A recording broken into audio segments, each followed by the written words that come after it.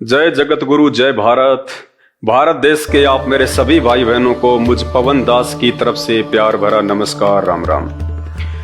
भाई और बहनों, आज का वीडियो बहुत ही महत्वपूर्ण है, विशेषकर उन भाई बहनों के लिए जो आध्यात्मिक क्षेत्र में रुचि रखते हैं, जिन्होंने अपना कोई गुरुजी बना रखा है, जो धर्मशास्त्रों का अध्ययन करते हैं।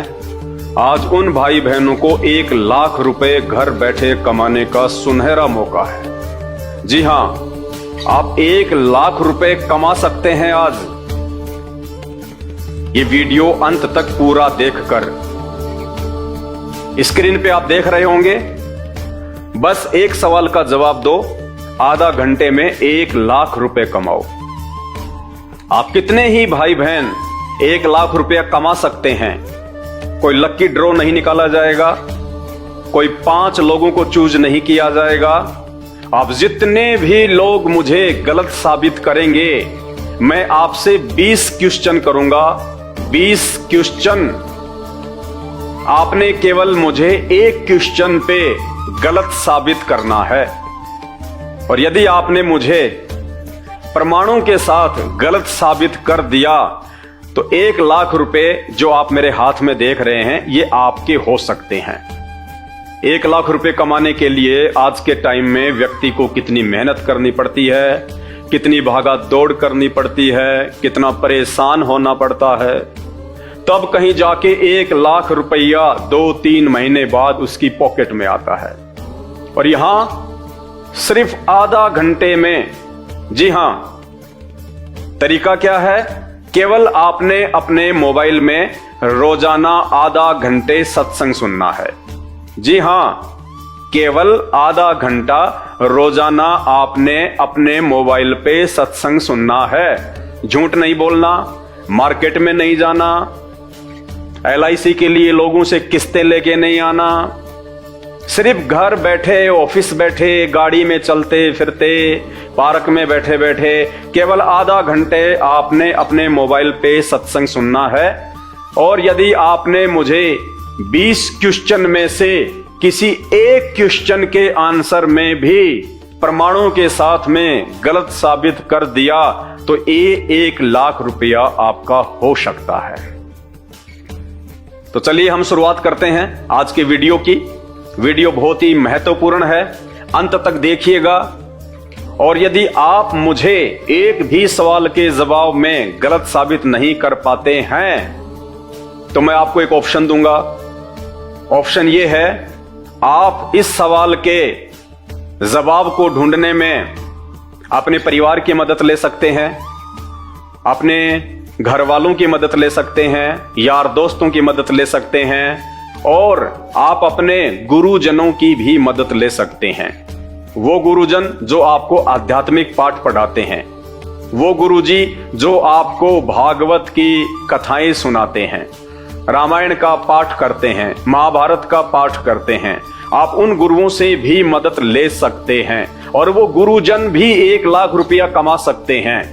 जो गुरुजन हमारे सभी धर्मशास्त्रों के प्रकांड ज्ञाता हैं, जिन्होंने एक एक वाणी, दोहे, चौपाई और श्लोक को घोट घोट के पी रखा है, वो धर्म गुरु 1 लाख रुपया कमा सकते हैं घर बैठे। आप मार्केट में जाते हो, जागरण करते हो, कितना समय बर्बाद करते हो, पूरी रात अपना थूक बिलोते हो, भजन गाते हो, कथा करते हो, तब कहीं जाके आपको सुबह 1 लाख रुपया मिलता है। यहां केवल आपको घर बैठे आधा घंटे में 1 लाख रुपया मिल रहा है। गुरुजी 1 लाख रुपया, कहीं नहीं जाना, सिर्फ मैं आपसे 20 क्वेश्चन करूंगा और आपने 20 के जवाब नहीं देने। कितना आसान है। केवल 20 में से यदि आपने 1 सवाल के जवाब में भी मुझे गलत साबित कर दिया, ये 1 लाख रुपया आपकी जेब में। तो चलिए शुरू करते हैं आज का पहला सवाल। जी हां भाई और बहनों, आप पीछे स्क्रीन पर देख रहे हैं, ये मेरा आपसे पहला सवाल है। यदि आप मुझे इसके जवाब में गलत साबित कर देते हैं तो आप 1 लाख रुपया जीत सकते हैं। गलत साबित करो 1 लाख रुपया पाओ। सवाल क्या है जो मैंने आपसे किया है? मां दुर्गा के पति का नाम काल है। जी हां, दुर्गा माता है, उनके हस्बैंड का नाम, उनके पति देव का नाम काल भगवान है, काल निरंजन। जी हां, यदि आप मुझे गलत साबित कर दें, किसी भी हिंदू धर्मशास्त्र को उठा के, तो 1 लाख रुपया आप जीत सकते हैं। और निश्चित तौर पे भाइयों और बहनों, यदि आप अपने धर्म गुरुओं की मदद लेंगे, जो धर्म गुरु आपको सभी आध्यात्मिक सदग्रंथों से आपको ये कथाएं सुनाते हैं, रामायण सुनाते हैं, महाभारत सुनाते हैं, श्री भागवत की कथा सुनाते हैं, निश्चित तौर पे आपके धर्मगुरु 1 लाख रुपया जीतने में आपकी मदद कर सकते हैं। यदि आपके पास इस सवाल का जवाब नहीं है तो मैं आपसे प्रार्थना करूंगा, 1 लाख रुपया जीतने का मौका मत गवाइए। आप अब की बार जब भी आश्रम में अपने गुरुदेव के पास में जाएं, आप उनकी कथा में जाएं, तो आप उनके सामने ये सवाल रखिए कि गुरुदेव, शेरा वाली माता दुर्गा के पति का नाम क्या है? और यदि वो आपसे कहें कि बेटा उनका कोई पति नहीं है, माता जी तो आदि अनादि हैं, आदि शक्ति हैं, उनका कोई पति नहीं है, तो आप उनसे सवाल कीजिए कि महाराज जी, हमारे हिंदू समाज में कोई भी जो कंवारी बहन होती है, लड़की होती है, वो 16 श्रृंगार नहीं करती है। माता जी ने नाक में श्रृंगार कर रखा है, कानों में कुंडल पहन रखे हैं, माथे पे बिंदी लगा रखी है, हाथों में माता जी ने जो है कंगन पहन रखे हैं, और माता जी ने 16 श्रृंगार किए हुए हैं। अगर माता जी शादीशुदा नहीं है, माता जी का कोई पति नहीं है, तो माता जी ने 16 श्रृंगार क्यों कर रखे हैं? इसलिए आप उनसे सवाल कीजिएगा। अगर आपके धर्म गुरु इस बात का जवाब नहीं दे सकते हैं, या आपके पास इस बात का कोई जवाब नहीं है, तो 1 लाख रुपए आप नहीं जीत सकते। और यदि आप चाहते हैं माता जी के पति का विवरण कहां है, कौन से ग्रंथ में है, कहां पे लिखा हुआ है कि माता जी शादीशुदा है, माता जी के हस्बैंड का नाम काल है, और माता जी आदि अनादि शक्ति नहीं है, माता जी का भी जन्म होता है और मृत्यु होती है, माता जी से ऊपर तो आदि शक्ति कोई और है। यदि आप इसका सही जवाब चाहते हैं और आप अपने आध्यात्मिक जीवन की दिशा को सही रास्ते पे लेके जाना चाहते हैं, तो आप YouTube पे जाके सर्च करें सृष्टि रचना संत रामपाल जी महाराज। जी हां, आपको इस सवाल का हमारे धर्म ग्रंथों से, हमारे धर्म शास्त्रों से बिल्कुल प्रमाणित जवाब मिलेगा। और आप अपने धर्म गुरुओं का भी मुंह बंद कर सकते हैं। आप अपने गुरुदेव को जाके कह सकते हैं कि गुरुदेव, इतने दिनों से आपने हमें क्यों मूर्ख बनाया? आपने क्यों नहीं बताया कि माता जी से ऊपर भी कोई शक्ति है, माता जी से ऊपर भी कोई भगवान है, और माता जी तो शादीशुदा है, माता जी की भी जन्म और मृत्यु होती है। आज तक आप लोगों ने हमें क्यों नहीं बताया? जबकि हमारे ही धर्म ग्रंथों में, श्री भागवत देवी पुराण में लिखा हुआ है। गीता जी इसका प्रमाण दे रही है। तो भाइयों और बहनों, एक मौका है आपके पास में। इस सवाल का जवाब यदि आप कहीं से भी ढूंढ के ला सकते हैं, क्योंकि भक्ति का जो विधान है वो केवल 4 वेद हैं और पवित्र गीता जी हैं। ये भक्ति का संविधान है, अध्यात्म का संविधान है। यदि आप इस सवाल का जवाब दे सकते हैं तो 1 लाख रुपए आपके, और यदि आप नहीं दे सकते हैं, आपके धर्मगुरु नहीं दे सकते हैं, और यदि आप चाहते हैं कि मैं इसके विषय में और अधिक जानकारी प्राप्त करूं, मैं अपने आध्यात्मिक दायरे को और बढ़ाऊं, आज तक हम लोगों ने नहीं सुना कि माता जी का भी कोई पति है, माता जी आदि शक्ति नहीं है, माता जी से ऊपर तो और भगवान हैं, माता जी हमारे को पूर्ण मोक्ष नहीं दे सकती है, माता जी की भक्ति से हम 84 लाख योनियों में जाके पशु पक्षियों के जीवन भोगने से नहीं बच सकते हैं। यदि आप इन सभी बातों की विस्तार से और प्रमाणित जानकारी चाहते हैं, तो आपके पास पूरे विश्व में केवल एक ही ऑप्शन है। आप YouTube पे जाके सर्च करें सृष्टि रचना संत रामपाल जी महाराज। आपको हमारे हिंदू धर्मशास्त्रों से प्रमाणित जवाब संत रामपाल जी के द्वारा दिखाया जाएगा। तो यह है आज का हमारा पहला सवाल। यदि आप जवाब दे पाते हैं तो 1 लाख रुपए आपके। यदि आप जवाब नहीं दे पाते हैं, आपके धर्मगुरु भी जवाब नहीं दे पाते हैं, तो आपने ऐसे अज्ञानी धर्मगुरुओं का पीछा छोड़ देना चाहिए जो मरने के बाद आपको 84 लाख योनियों में ठोकने वाले हैं। और समय रहते इस मानव जन्म का सदुपयोग कीजिए। ये मनुष्य योनि केवल परमात्मा प्राप्ति के लिए मिलती है, सच्ची भक्ति करने के लिए मिलती है। और उसके लिए आप संत रामपाल जी के YouTube पे जाके सत्संग सुनना शुरू कीजिए। निश्चित तौर पे आपकी आंखें खुलने वाली हैं। देखिए, भक्ति का जो संविधान है केवल हमारे धर्म ग्रंथ हैं। बाकी कोई भी धर्मगुरु यदि आपको कोई भी उल्टी सीधी बात बताता है, कोई भी उल्टा सीधा मंत्र जाप करने को देता है, तो वो उसकी अपनी मनमुखी सोच है। उससे आपका कोई कल्याण नहीं होना है। यदि आपके भाग्य में दुख आने हैं तो आके रहेंगे वो भक्ति, और वो आपके नकली धर्मगुरु आपका बचाव नहीं कर सकते। भक्ति का संविधान केवल हमारे धर्म ग्रंथ हैं, चारों वेद और गीता जी, क्योंकि गीता जी चारों वेदों का सार है। इस बात को और अच्छे से समझने के लिए हम सहारा लेते हैं कोर्ट रूम का। जी हां, कोर्ट रूम का। ये आप देख रहे हैं, यहां पे एक जज साहिबा बैठी हुई हैं, नीचे 2 वकील हैं। और जब कोर्ट में कोई मुकदमा जाता है तो एक पक्ष का मुकदमा जाएगा इनके पास, दूसरे पक्ष का मुकदमा जाएगा इनके पास। अब ये दोनों वकील जिन्होंने मोटी फीस ली है, ये अपने अपने व्यक्ति को बचाने की पूरी कोशिश करेंगे। चाहे इनको कुछ भी करना पड़े, झूठ बोलना पड़े, इनको फर्जी सबूत पेश करने पड़े, कुछ भी करना पड़े, ये अपनी साख को बचाने के लिए और अपने मुवक्किल को उस मुकदमे में जिताने के लिए जी तोड़ ये कोशिश करेंगे। मान लीजिए इस कोर्ट में एक मर्डर का मुकदमा आ जाता है। दोनों पक्ष के वकील बैठे हुए हैं, ये जज साहब बैठे हुए हैं, सुनवाई हो रही है। ये दोनों कोशिश करेंगे, ये अपने व्यक्ति को बचाने की कोशिश करेगी, ये भाई साहब अपने व्यक्ति को बचाने की कोशिश करेंगे। ये कहेंगे कि जज साहब इस मुकदमे में ये धारा नहीं लगती, ये कहेंगे जज साहब इस मुकदमे में ये धारा नहीं लगती है, जज साहब इस व्यक्ति ने ये कांड नहीं किया है, जज साहब इस व्यक्ति ने यही कांड किया है। ये दोनों वकील अपनी अपनी तरफ से पूरी कोशिश करेंगे। अब ये जज साहिबा क्या करेंगी, ये इन दोनों की बातें बड़ी ध्यान से सुनेंगी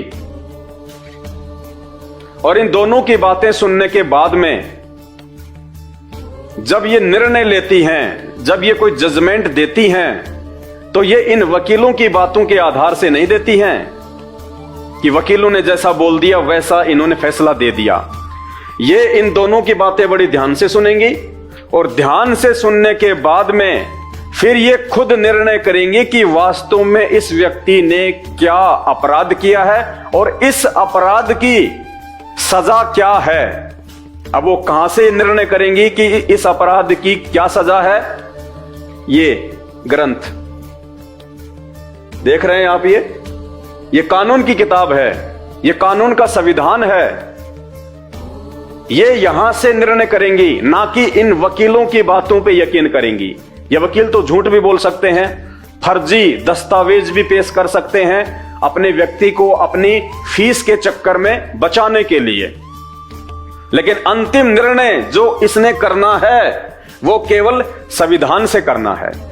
ठीक इसी प्रकार भक्ति का जो संविधान है वो ये नकली धर्मगुरु नहीं है, ये धर्मगुरु नहीं है। मान लीजिए ये धर्मगुरु हैं और आपको भक्ति करनी है, आपको पूर्ण मोक्ष प्राप्त करना है, अपने वर्तमान समय में भी आपको सुख सुविधाएं जो है वो प्राप्त करनी है भक्ति से, तो ये धर्मगुरु जो हैं इनकी मनमुखी बातों पे हमने यकीन नहीं करना है। हमने यकीन करना है हमारे सदग्रंथों के आधार से। हमारे जो धर्म ग्रंथ हैं, चारों वेद, गीता जी, ये भक्ति का आधार है, भक्ति का संविधान है। कोई भी गुरु आपको कोई भी भक्ति बताए, कोई भी साधना बताए, कोई भी आपको जप करने का मंत्र दे दे, तो आपने ये निर्णय करना है कि मुझे गुरुजी ने जो आरती दी है, जो मंत्र दिया है, जो विधि बताई है, जो कर्म कांड बताए हैं, क्या वो कर्म कांड करने का आदेश गीता जी में और चारों वेदों में है या नहीं। यदि गीता जी में और चारों वेदों में उस भक्ति का कोई नामो निशान नहीं है, जो हमारे को इन धर्मगुरुओं के द्वारा जो भगवान बताए जा रहे हैं कि ये पूर्ण परमात्मा है, ये सर्वशक्तिमान है, आप इनकी भक्ति करो, आपकी मुक्ति हो जाएगी, आपको सुख प्राप्त होंगे, तो जो मंत्र और जो भगवान हमारे धर्मगुरु हमें बता रहे हैं, क्या वो मंत्र जाप चारों वेदों में और गीता जी में क्या प्रमाणित हैं? अगर नहीं है तो वो मनमुखी भक्ति है, और मनमुखी भक्ति से ना आपका वर्तमान जीवन सही होगा, एक समय ऐसा आएगा आपके परिवार पे दुखों के पहाड़ टूट पड़ेंगे। उस समय वो मनमुखी साधना, मनमुखी मंत्र, वो नकली भगवान और वो अज्ञानी धर्मगुरु आपका कोई साथ नहीं देंगे। तो भक्ति का आधार है हमारे धर्म ग्रंथ, चारों वेद और गीता जी। अगर इनमें आपके गुरुजी के द्वारा बताई गई भक्ति साधना प्रमाणित नहीं है, तो आप बहुत बड़े धोखे में जी रहे हैं, और इस धोखे से बाहर आपको वर्तमान में केवल एक ही महापुरुष निकाल सकते हैं, संत रामपाल जी भगवान। यूट्यूब पे जाके आप उनके सत्संग सुनना शुरू कीजिए। सृष्टि रचना संत रामपाल जी भगवान। यदि आप सृष्टि रचना से अपरिचित रहेंगे, आप किसी भी धर्म ग्रंथ को, किसी भी भगवान को कभी नहीं समझ पाएंगे। सृष्टि रचना इन सभी धर्म ग्रंथों को समझने की मास्टर की है, और ये सृष्टि रचना इस पूरे विश्व में केवल संत रामपाल जी ने हमारे ही धर्म ग्रंथों से निकाल के अपने सत्संगों में बताई है। तो चलिए अब हम आगे बढ़ते हैं अपने दूसरे सवाल की तरफ। यदि आप दूसरे सवाल के जवाब में मुझे गलत साबित कर देते हैं, तो ये 1 लाख रुपए आप जीत सकते हैं। जी हाँ, 20 सवाल हैं, ध्यान से सुनिए। एक का भी यदि आपने सही जवाब दे दिया, यदि आपने मुझे गलत साबित कर दिया, आप 1 लाख रुपया जीत सकते हैं घर बैठे। अगला सवाल। जी हां दोस्तों, यह है हमारा अगला सवाल। गलत साबित करो 1 लाख रुपया पाओ। और क्या सवाल है? ब्रह्मा विष्णु महेश की मां का नाम दुर्गा और पिता का नाम काल है। जी हां, ब्रह्मा विष्णु महेश, जिनको हम सुप्रीम पावर मान के पूज रहे हैं, हमारे अज्ञानी और नकली धर्म गुरुओं के कहने पे। क्योंकि इन धर्म गुरुओं ने इन शास्त्रों को तो जरूर पढ़ा, लेकिन इन शास्त्रों में से ये सार को नहीं निकाल पाए, वो तत्व ज्ञान को नहीं निकाल पाए, जिस कारण से ये समझ ही नहीं पाए कि एक सर्वशक्तिमान भगवान या परमात्मा कौन है, जो सबका उत्पत्ति करता है, जिसकी भक्ति करने से हमारे को मुक्ति मिलेगी। तो आज का सवाल दूसरा, ब्रह्मा विष्णु महेश की मां का नाम है दुर्गा और इनके पिताजी का नाम है काल। यानी ब्रह्मा विष्णु महेश की भी जन्म और मृत्यु होती है, ये भी जन्मते हैं और मरते हैं, इनके भी माता पिता हैं। जबकि आज से पहले हमारे धर्म गुरुओं ने आप और हमारे को यही बताया कि ब्रह्मा विष्णु महेश तो आदि अनादि हैं, ये ना कभी जन्मते हैं ना कभी ये मरते हैं, और सारे संसार की उत्पत्ति इन्हीं से हुई है। जबकि संत रामपाल जी भगवान ने आके बताया, धर्म ग्रंथों से दिखाया कि बच्चों किस भूल में जी रहे हो। ये नकली धर्म गुरु शरीर छोड़ने के बाद तुम्हें 84 लाख योनियों में ठोकने वाले हैं। इनकी साधना से, इनकी भक्ति से मुक्ति नहीं है, ये तुम्हारा मार्गदर्शन सही नहीं कर रहे हैं।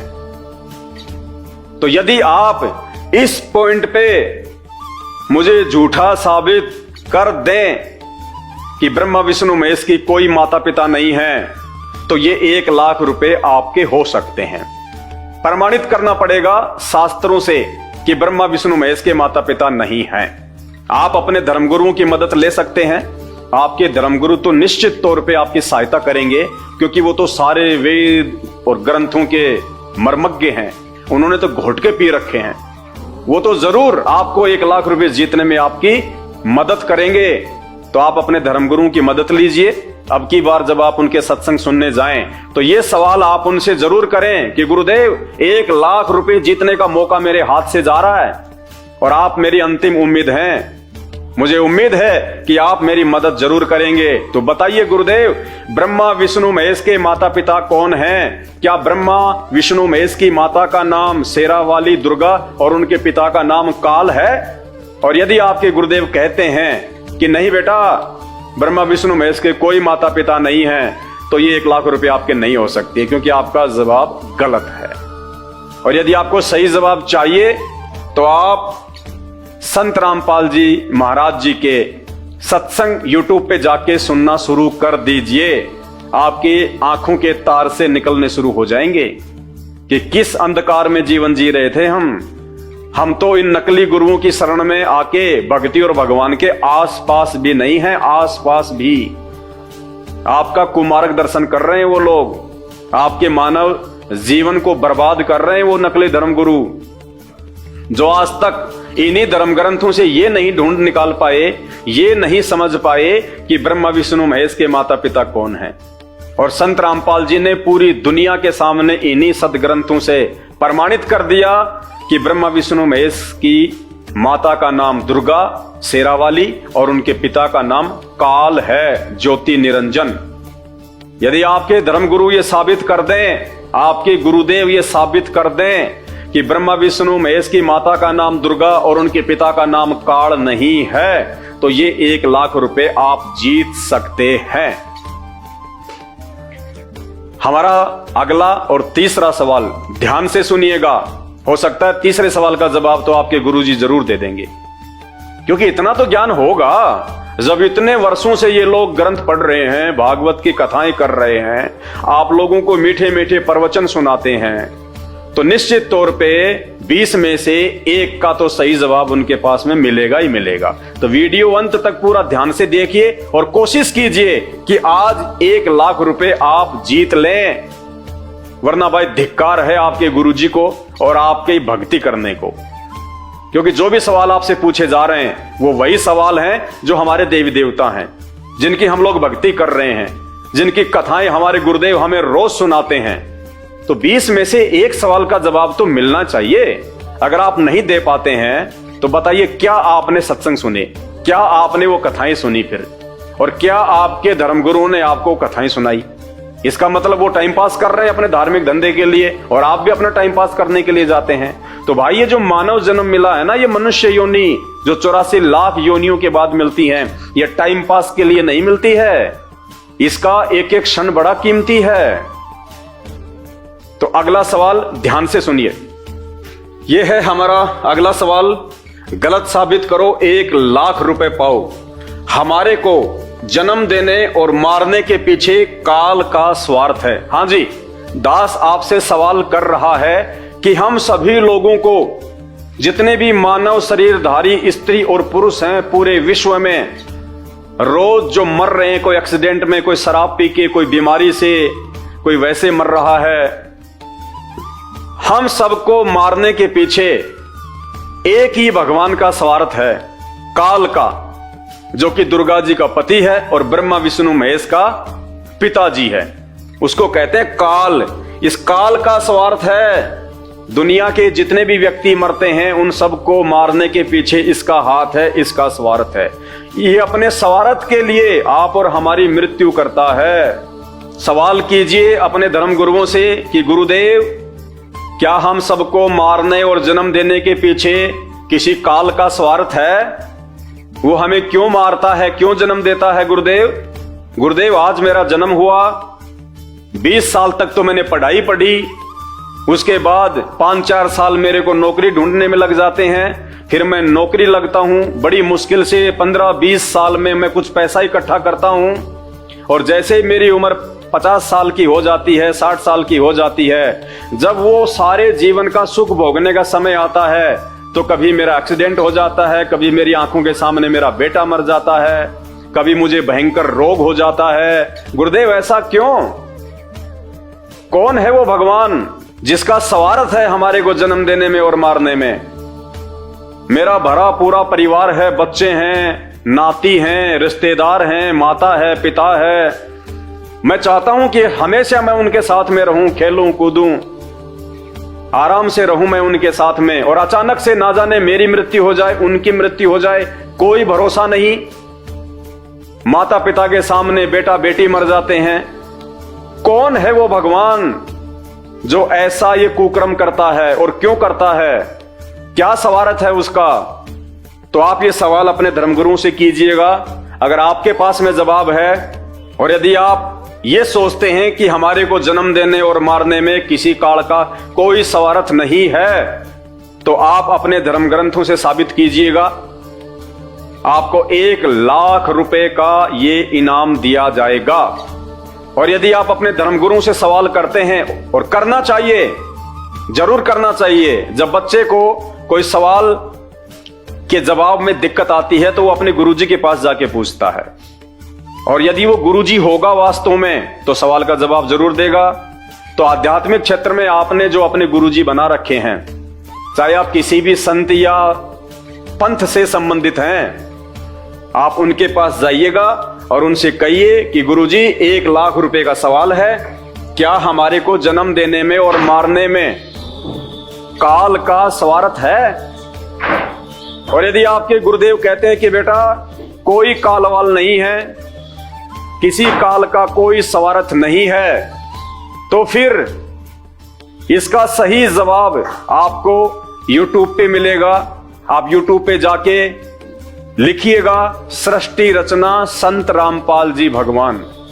आपको इन्हीं धर्म ग्रंथों से, इन्हीं शास्त्रों से, गीता जी से आपको इसका प्रमाणित जवाब मिलेगा कि हमारे को जन्म देने और मारने में इस काल का स्वार्थ है। काल जो ब्रह्मा विष्णु महेश के पिताजी हैं और दुर्गा के पति हैं, ये सामने नहीं आते, लेकिन अपना सारा काम ये ब्रह्मा विष्णु महेश के माध्यम से करवाते हैं। जिस ब्रह्मा विष्णु महेश की पूजा करके हम लोग मोक्ष प्राप्ति की उम्मीद देख रहे हैं, उसी ब्रह्मा विष्णु महेश को उस काल ने हमारे को जन्म देने और मारने के इस काम में लगा रखा है। तो यदि आपके धर्मगुरु इसका जवाब नहीं दे पाते हैं, तो आप YouTube पे जाके सर्च करें सृष्टि रचना संत रामपाल जी भगवान। आपको एक्यूरेट प्रमाणित इन्हीं धर्म ग्रंथों से जवाब मिलेगा कि हां, और आपकी आंखें खुलेंगी कि हम किस अंधकार में जी रहे थे। हमारे धर्म गुरुओं को तो भक्ति मार्ग का ABCD का भी नहीं पता। भले वो मीठी मीठी कहानियां बताते हैं, वो कथाएं सुनाते हैं, केवल अपने धार्मिक धंधे के लिए। अब हमारा अगला और चौथा सवाल ध्यान से सुनिए। हो सकता है 20 में से आप किसी एक का तो जवाब दे ही पाएंगे।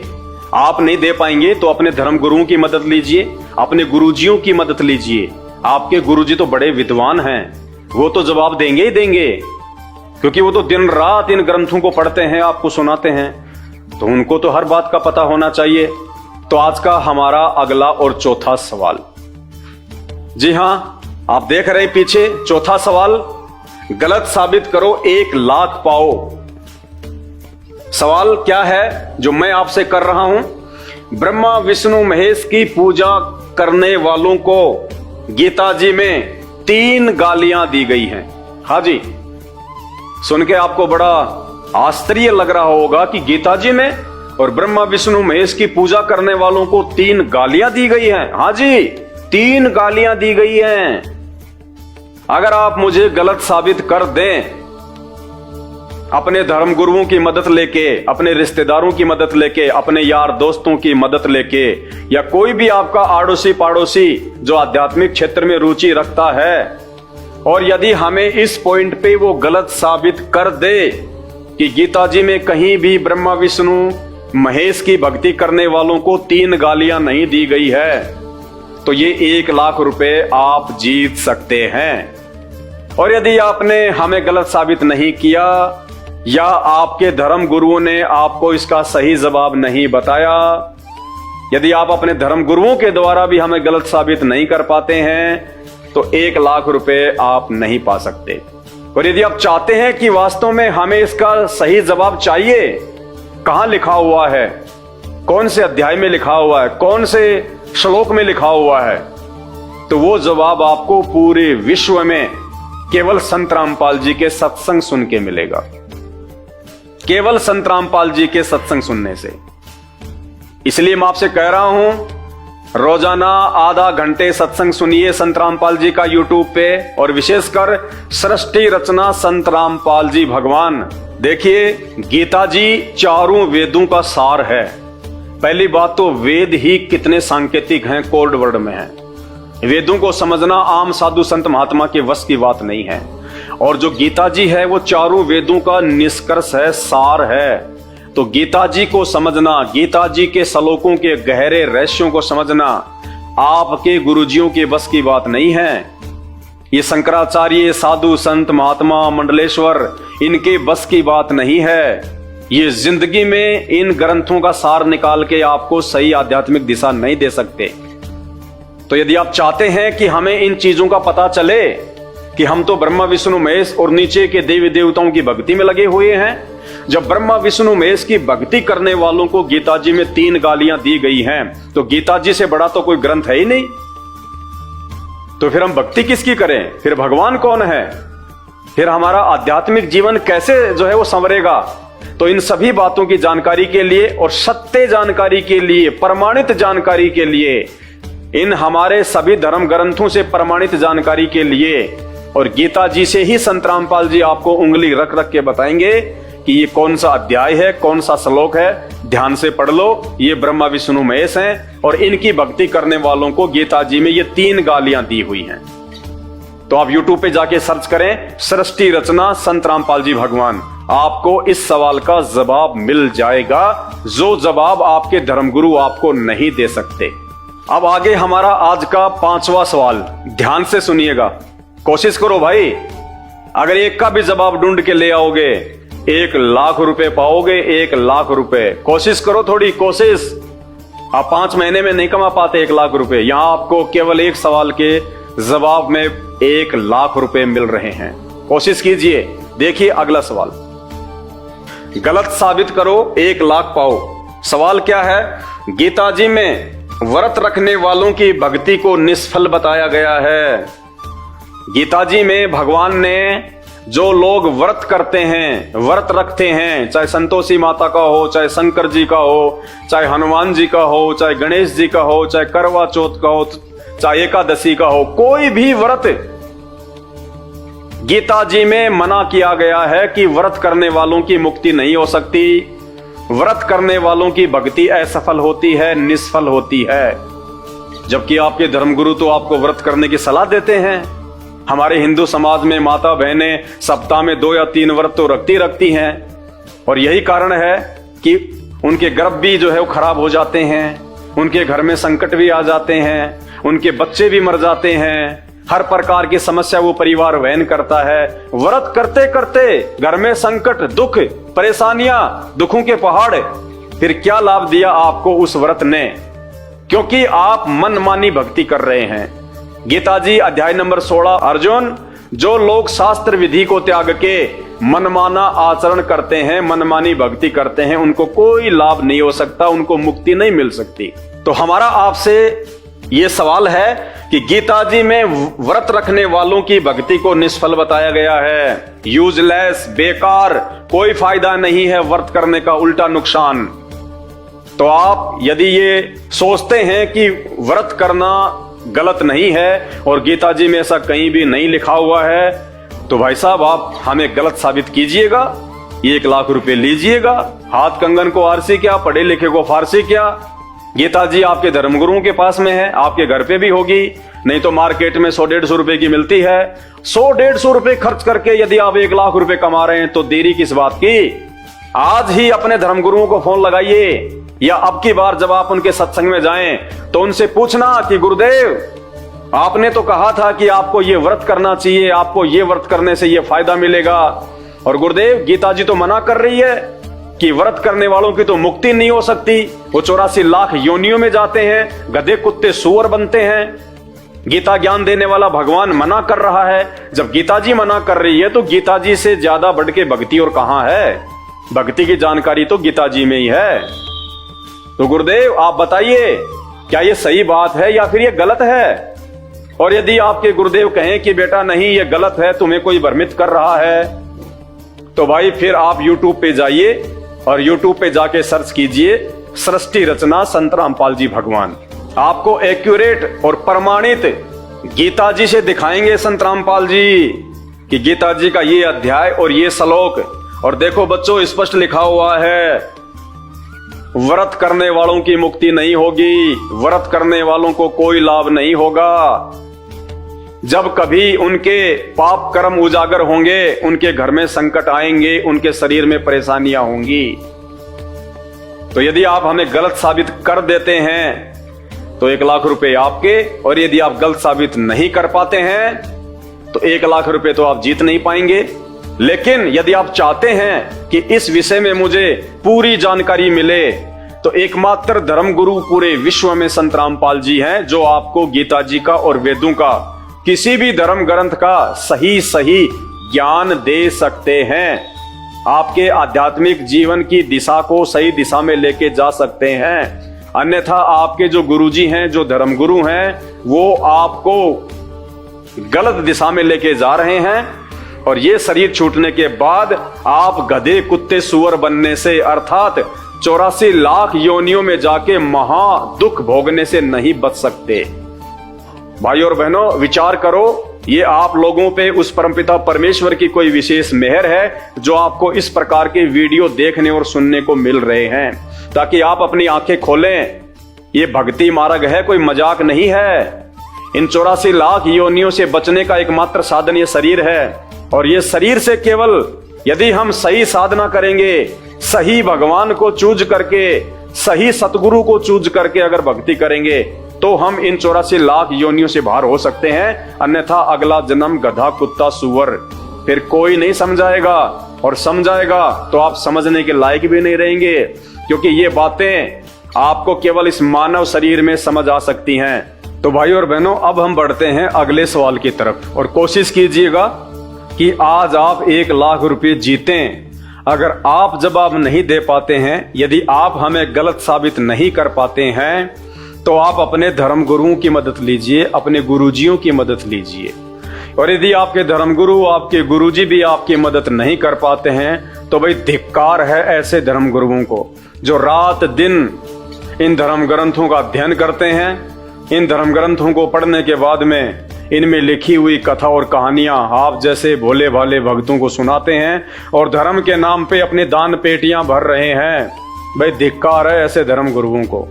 और उसके बावजूद भी यदि आप उनके शरण में बने रहते हैं, तो कहीं न कहीं आपका भी स्वार्थ है।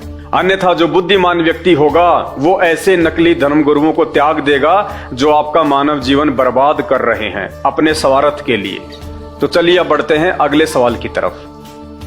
अगला सवाल, गलत साबित करो 1 लाख रुपए पाओ। सवाल क्या है? मरने के बाद देवराज इंद्र कौन है? 33 करोड़ देवी देवताओं का राजा इंद्र। मरने के बाद देवराज इंद्र का अगला जन्म गधे के शरीर से शुरू होता है। जी हां, ये विधान है परमात्मा का। देवताओं के राजा इंद्र की अगली योनि गधे से शुरू होती है। यानी वर्तमान में जो देवताओं का राजा इंद्र है, जब वो मरेगा, शरीर छोड़ेगा, उसके बाद उसको अगला शरीर सीधा गधे का मिलेगा, लक 84 योनियां भोगेगा। यदि आप हमें गलत साबित कर देते हैं कि ऐसा कुछ भी नहीं है, मरने के बाद इंद्र गधे के शरीर में नहीं जाता है, तो 1 लाख रुपए हंसते हंसते हम आपको देंगे। और यदि आपको जानना है इस विषय में गहराई से कि वास्तव में देवताओं का राजा इंद्र भी मरने के बाद इस मृतलोक में आएगा, 84 लाख योनियां भोगेगा और सीधा सीधा वो गधे की योनि में, तो भाइयों इसके लिए आपको YouTube पे जाके सर्च करना पड़ेगा सृष्टि रचना संत रामपाल जी भगवान, और संत रामपाल जी के शास्त्र प्रमाणित सत्संग सुनना शुरू कीजिए। आपकी आंखों का मोतियाबिंद हट जाएगा।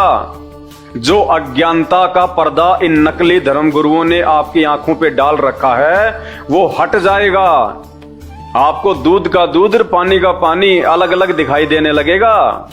आप अपने सिर पे हाथ मारोगे कि हे परमात्मा, इन नकली धर्म गुरुओं के पीछे हम अपना अनमोल मानव जन्म बर्बाद कर रहे थे। इन्होंने आज से पहले हमारे को यह सच्चाई क्यों नहीं बताई? जब देवताओं का राजा इंद्र ही मरने के बाद में सीधा गधा बनता है तो बाकी देवी देवता तो हैं ही क्या, उनकी तो औकात ही क्या है। इसीलिए तो रावण ने 33 करोड़ देवी देवताओं को अपनी जेल में डाल रखा था, क्योंकि ये समर्थ नहीं हैं। ये स्वयं किसी और की भक्ति करते हैं। इनकी भक्ति करने से हमारा आत्म कल्याण नहीं हो सकता। जब ब्रह्मा विष्णु महेश की भक्ति करने वालों को गीता जी में 3 गालियां दी गई हैं और देवताओं का राजा इंद्र मरने के बाद में सीधा गधा बनता है, तो इंद्र से नीचे जितने भी 33 करोड़ देवी देवता हैं, इनकी भक्ति से हमारी मुक्ति कहां हो जाएगी? भाइयों और बहनों, आंखें खोलो। आप अपने और अपने परिवार का सत्यानाश मत करो। ये नकली धर्म गुरु आप और हमारे से भी नीचे कैटेगरी के हैं। इन्होंने ग्रंथों को जरूर पढ़ा, लेकिन ये ग्रंथों के सार को नहीं निकाल पाए, क्योंकि बिना तत्वदर्शी संत की शरण ग्रहण किए बिना हम किसी भी धर्म ग्रंथ को नहीं समझ सकते। हम अध्यात्म के विषय में कुछ भी नहीं जान सकते। ये नकली और पाखंडी धर्म गुरु जो गांव गांव शहर शहर में बैठे हुए हैं, सैकड़ों की संख्या में बड़े बड़े आश्रम खोलकर बैठे हुए हैं, आपको ऊंचे ऊंचे स्टेज लगाकर भागवत की कथा करते नजर आते हैं। लंबी लंबी दाढ़ी और जटा बढ़ा रखी है, काले पीले नीले वस्त्र पहन रखे हैं। इनको भक्ति मार्ग के विषय में, अध्यात्म के विषय में ABC भी नहीं पता है। ये केवल अपना मनमाना आचरण आप लोगों के ऊपर थोप रहे हैं, आपका जीवन बर्बाद कर रहे हैं। इस जीवन को आबाद कीजिए। ये मानव शरीर बार बार नहीं मिलता, 84 लाख योनियां भोगने के बाद एक बार मिलता है। और इस मानव जीवन को आप सिर्फ और सिर्फ संत रामपाल जी भगवान के सत्संग सुन के ही सफल बना सकते हैं, अन्यथा मरने के बाद 84 लाख योनियां निश्चित हैं। आपके धर्मगुरु आपको उन योनियों से छुटकारा नहीं दिला सकते, क्योंकि आपसे पहले वो स्वयं उन योनियों में जाएंगे। तो उनसे सवाल कीजिएगा कि गुरुदेव, क्या देवताओं का राजा इंद्र भी मरने के बाद गधा बनता है? क्या आप इस बात को प्रमाणित कर सकते हैं, जबकि हमारे ही ग्रंथों में लिखा हुआ है? और यदि आपके गुरुजी कहते हैं कि नहीं बेटा ये तो झूठ है, ये तो पाखंड है, तो फिर आप YouTube पे जाके संत रामपाल जी के सत्संग सुनना शुरू कर दीजिए। रोजाना 1 घंटा, आधा घंटा, जैसे भी आपको समय मिलता है, आपको संत रामपाल जी इन्हीं ग्रंथों से निकाल के दिखा देंगे पूरी जीवन हिस्ट्री 33 करोड़ देवी देवताओं की, ब्रह्मा विष्णु महेश की, दुर्गा जी की, उसके पति काल की, और इन सब से ऊपर वो आदि शक्ति कौन है जो पूरी सृष्टि का संचालन करता है, जो सबका परम पिता परमेश्वर है। आपकी आंखें खुलेंगी। त्याग दीजिए ऐसे नकली धर्म गुरुओं को जो आपके धर्म के धर्म ग्रंथों के विषय में ही नहीं जानते हैं। अरे वो टीचर किस काम का जो अपने ही सिलेबस से अपरिचित है, वो तो उस बच्चे के भविष्य का दुश्मन है, दुश्मन। तो इसी प्रकार ये जितने भी धर्मगुरु हमारे देश में हैं, केवल एकमात्र संत रामपाल जी को छोड़कर जितने भी ये शंकराचार्य, संत, महंत, मठाधीश, 1008 की उपाधि लेके बैठे हुए परमहंस, परम संत, और बाकी छोटे मोटों की तो गिनती ही नहीं, ये सब के सब नकली हैं। ये धर्मगुरु कहलाने के अधिकारी नहीं हैं। ये तो इन धर्म ग्रंथों को हाथ लगाने के भी अधिकारी नहीं हैं, सिवाय संत रामपाल जी महाराज के। तो चलिए अब आगे बढ़ते हैं अगले सवाल की तरफ। अगला सवाल आप स्क्रीन पे देख रहे हैं। गलत साबित करो और 1 लाख रुपए पाओ। सवाल क्या है? ओम के अलावा कोई भी जाप करने का मंत्र नहीं है। हाँ जी, चारों वेद और गीता जी में एक ओम मंत्र के अलावा कोई भी मंत्र जाप करने का आदेश नहीं है, परमात्मा का विधान नहीं है। आपके धर्मगुरु आपको जो भी मंत्र जाप देते हैं, एक ओम मंत्र के अलावा राधे राधे श्याम मिला दे, हरे कृष्णा रामा रामा कृष्णा कृष्णा, ओम नमः भागवते वासुदेवाय। जितने भी दुनिया भर के मनमुखी मंत्र जो इन्होंने बना रखे हैं, उन मनमुखी मंत्रों को जाप करने का आदेश गीता जी और चारों वेदों में आपको देखने को भी नहीं मिलेगा। और यदि आप कोशिश करें हमें गलत साबित करने की, तो आप हमें गलत साबित कीजिए और 1 लाख रुपए घर बैठे पाइए। चारों वेदों और गीता जी में यदि आपको एक ओम मंत्र के अलावा दूसरा कोई भी मंत्र जाप करने का मिल जाए, आप हमें प्रमाणों के साथ में भेजिएगा, साबित कीजिएगा कि गीता जी के इस अध्याय में और इस श्लोक में ओम मंत्र के अलावा ये मंत्र भी जाप करने का है, या चारों वेदों में ओम मंत्र के अलावा कोई भी मंत्र जाप करने का है, तो 1 लाख रुपए घर बैठे पाइए। अन्यथा ये जितने भी नकली धर्मगुरु जो आपको ये राधा राधा राधा राधा, हरे रामा हरे रामा हरे कृष्णा, जो भी मंत्र आपको दे रहे हैं, ये सब मनमुखी मंत्र हैं। और इन मनमुखी मंत्रों से आपके मानव जीवन का कल्याण नहीं हो सकता। भक्ति करते करते भी आप दुखी ही रहेंगे। कब आपकी आंखों के सामने आपके परिवार का कोई सदस्य मृत्यु को प्राप्त हो जाए, कब आपका या आपके परिवार का एक्सीडेंट हो जाए, कब और कौन सी महामारी आके आपको और आपके परिवार को घेर ले, आपके परिवार का सत्यानाश कर दे, कोई भरोसा नहीं। जब तक आपके पूर्व जन्मों के जो पुण्य आपके पास में है, तब तक आपका जीवन ठीक ठाक चल रहा है।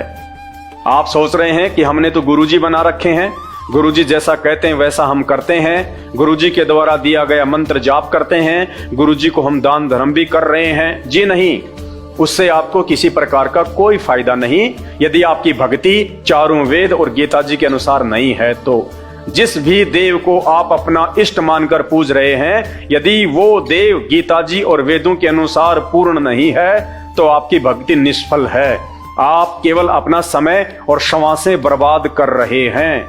आपके आने वाले समय में यदि कोई संकट हो, तो उसको वो मंत्र, वो भगवान, वो भक्ति, वो गुरु नहीं टाल सकते। तो आप हमें इस पॉइंट पे गलत साबित कीजिए कि चारों वेद और गीता जी में ओम मंत्र के अलावा कोई और भी मंत्र है। और यदि आप हमारे को गलत साबित करते हैं, तो 1 लाख रुपए आप जीत सकते हैं। और यदि आप चाहते हैं कि अगर ऐसी बात है तो इस विषय में मुझे और जानकारी चाहिए, मुझे तो अपने आत्मा के उद्धार से मतलब है, आत्मा का उद्धार चाहे मेरा कहीं से भी हो जाए, तो आप YouTube पर संत रामपाल जी महाराज जी के सत्संग सुनना शुरू कर दीजिएगा। यदि आप अपना जीवन सफल बनाना चाहते हैं तो उनके अलावा पूरी धरती पर दूसरा कोई धर्मगुरु नहीं है जो आपको सही आध्यात्मिक मार्ग की जानकारी दे सकता है। तो कोशिश कीजिए हमें इस पॉइंट पे आप गलत साबित करने का, और जीतिए 1 लाख रुपए। ऐसा मौका दोबारा नहीं मिलेगा। सवाल कीजिए अपने धर्मगुरुओं से, जिनकी दान पेटियां आपने अपनी मेहनत की कमाई से भर रखी हैं, जो आपके पैसों पे ऐसो आराम कर रहे हैं, हराम का जीवन जी रहे हैं, जो आपको सही मार्गदर्शन भी नहीं दे रहे। जो मार्गदर्शन इन्हीं धर्म ग्रंथों में लिखा हुआ है, इन्हीं धर्म ग्रंथों में वर्णित भक्ति के विपरीत तुम्हें भक्ति बता रहे हैं, तुम्हारा जीवन बर्बाद कर रहे हैं। ऐसे धर्म गुरुओं को आज ही त्याग दीजिए और संत रामपाल जी के YouTube पे जाके सत्संग सुनना शुरू कीजिए। भाइयों और बहनों, इन 84 लाख योनियों से बाहर निकालने का मार्ग केवल संत रामपाल जी के पास में है। बाकी 33 करोड़ देवी देवता और ब्रह्मा विष्णु महेश भी 84 लाख योनियों के चक्कर से बाहर नहीं हैं। तो सोचिए, इनकी भक्ति करके, और जो धर्मगुरु इन देव देवताओं की ही भक्ति करवाते हैं, उनके पीछे आंख बंद करके बैठे रहने से आप और हम 84 लाख योनियों से बाहर नहीं निकल सकते। गधे कुत्ते सूअर बनने से नहीं बच सकते। केवल एक संत रामपाल जी हैं वर्तमान में पूरे विश्व में जो आपको सही भक्ति की जानकारी दे सकते हैं, सही भक्ति जाप दे सकते हैं, क्योंकि संत रामपाल जी ही एकमात्र अधिकारी सतगुरु हैं जो केवल ओम मंत्र का भी जाप दे सकते हैं। इन चारों वेदों में, गीता जी में जो ओम मंत्र लिखा हुआ है, वो ओम मंत्र दान करने के अधिकारी भी आज पूरे विश्व में, पूरी धरती पर केवल एकमात्र संत रामपाल जी हैं। अन्य कोई धर्म गुरु वो ओम मंत्र भी आपको जाप करने के लिए नहीं दे सकता। तो चलिए अब बढ़ते हैं हम अपने अगले सवाल की तरफ। ये हमारा अगला सवाल, गलत साबित करो 1 लाख रुपए पाओ। सवाल क्या है, ध्यान से पढ़िए। चारों वेद में ब्रह्मा विष्णु महेश श्री राम व श्री कृष्ण जी का नाम तक नहीं है। जी हां, जो भक्ति का संविधान है, हमारे चारों वेद और पवित्र गीता जी, इनमें कहीं भी ब्रह्मा विष्णु महेश का, उनकी माता शेरावाली का और श्री राम व श्री कृष्ण जी का नामो निशान भी नहीं है। वेद उस परमात्मा की महिमा गाते हैं। चारों वेदों में परमात्मा की महिमा है। अगर श्री राम, श्री कृष्ण या ब्रह्मा विष्णु महेश या माता जी भगवान हैं, परमात्मा हैं, पूर्ण शक्ति हैं, आदि अनादि शक्ति हैं, तो वेद तो उस आदि अनादि पूर्ण शक्ति, उस परमात्मा की महिमा का बखान कर रहे हैं, उसका नाम लेके। अगर यही भगवान है, पूर्ण परमात्मा है, श्री राम, श्री कृष्ण, ब्रह्मा विष्णु महेश और ये दुर्गा जी, तो चारों वेदों में और गीता जी में इनका नाम तक क्यों नहीं है? फिर कौन है वो परमात्मा जिसकी महिमा चारों वेद गा रहे हैं? और यदि आपको लगता है कि हम झूठ बोल रहे हैं, ऐसा कुछ भी नहीं है, तो चारों वेद और गीता जी अगर आपके पास नहीं तो आपके गुरुजी के पास जरूर मिलेंगी। और यदि आपके गुरुजी के पास भी नहीं है तो 1000-1500 रुपए का खर्चा आएगा। किसी भी आध्यात्मिक पुस्तक की दुकान से आप खरीदिए और अपने गुरुजी के पास लेके जाइए और हाथ जोड़ के उनसे प्रार्थना कीजिए कि हे महापुरुष, हे चारों वेदों के ज्ञाता, हे गीता जी के प्रकांड ज्ञाता, आप कहते हैं श्री राम भगवान है, श्री कृष्ण जी भगवान हैं, ब्रह्मा विष्णु महेश से बढ़ के और कोई नहीं है, आदि शक्ति शेरावाली से बढ़ के और कोई नहीं है, तो हे गुरुदेव आप हम पे दया कीजिए, मेहर कीजिए। ये चारों वेद और गीता जी आप खुद ही कहते हैं कि ये परमात्मा की महिमा से भरे पड़े हैं, तो बताइए इन चारों वेदों में और गीता जी में आप जिनको भगवान बता रहे हैं, ब्रह्मा विष्णु महेश को, दुर्गा जी को, श्री राम को, श्री कृष्ण जी को, इनका नाम तक क्यों नहीं है? अगर इनमें इनका नाम नहीं है तो फिर कौन है भगवान जिसकी महिमा, जिसका वर्णन ये वेद कर रहे हैं, ये गीता जी कर रही हैं? तो भाइयों, मौका है आपके पास में, 1 लाख रुपया हाथ से मत जाने दो। बड़ा जोर लगता है 1 लाख रुपए कमाने में, और यहां आपको मुफ्त में मिल रहे हैं। आपने केवल एक सवाल करना है जाके अपने गुरुजी से। आपको मौका मिलता होगा ना सवाल करने का। आप केवल सवाल कीजिए कि गुरुदेव, सब जानते हैं, विशेषकर हिंदू धर्म में तो सबको पता है कि भक्ति और भगवान का विधान हमारी गीता जी है, चारों वेद हैं, और उनमें यदि श्री राम, श्री कृष्ण, दुर्गा जी और ब्रह्मा विष्णु महेश का नाम नहीं है तो फिर भगवान कौन है? और यदि ये भगवान है तो इनका नाम क्यों नहीं है? अरे कोई मुझे कहे कि ये जो जीवनी है, ये जो पुस्तक है, ये पंडित जवाहरलाल नेहरू की जीवनी है, और कोई उसको पढ़े और फिर वो कहे भाई साहब इस पूरी जीवनी में पंडित जवाहरलाल नेहरू का तो नामो निशान ही नहीं है, तो काहे कि ये पंडित जवाहरलाल नेहरू की जीवनी है? क्योंकि अगर जीवनी अगर हम पंडित जवाहरलाल नेहरू की पढ़ रहे हैं तो उसमें तो सैकड़ों बार उसका नाम आना चाहिए। कब पैदा हुए, कौन सी जो है उन्होंने कहां से शिक्षा प्राप्त करी, कब वो जेल गए, कब उन्होंने कौन से उद्घाटन किए, सारे नाम आएंगे, बहुत जगह उनके नाम आने चाहिए। तो इसी प्रकार जो चारों वेद हैं और जो गीता जी हैं, ये भगवान की जीवनी है, पूर्ण परमात्मा की जीवनी है। और यदि आपको इन नकली धर्म गुरुओं ने ब्रह्मा विष्णु महेश, श्री राम, श्री कृष्ण और दुर्गा को ही भगवान बताया है, तो इन भगवानों की जीवनी चारों वेद और गीता जी में नाम होना चाहिए। और फिर भी यदि इनका नाम नहीं है तो सीधी सी बात है, ये भगवान नहीं है, ये परमात्मा नहीं है। तो सवाल कीजिए अपने धर्म गुरुओं से, चुप मत रहिए।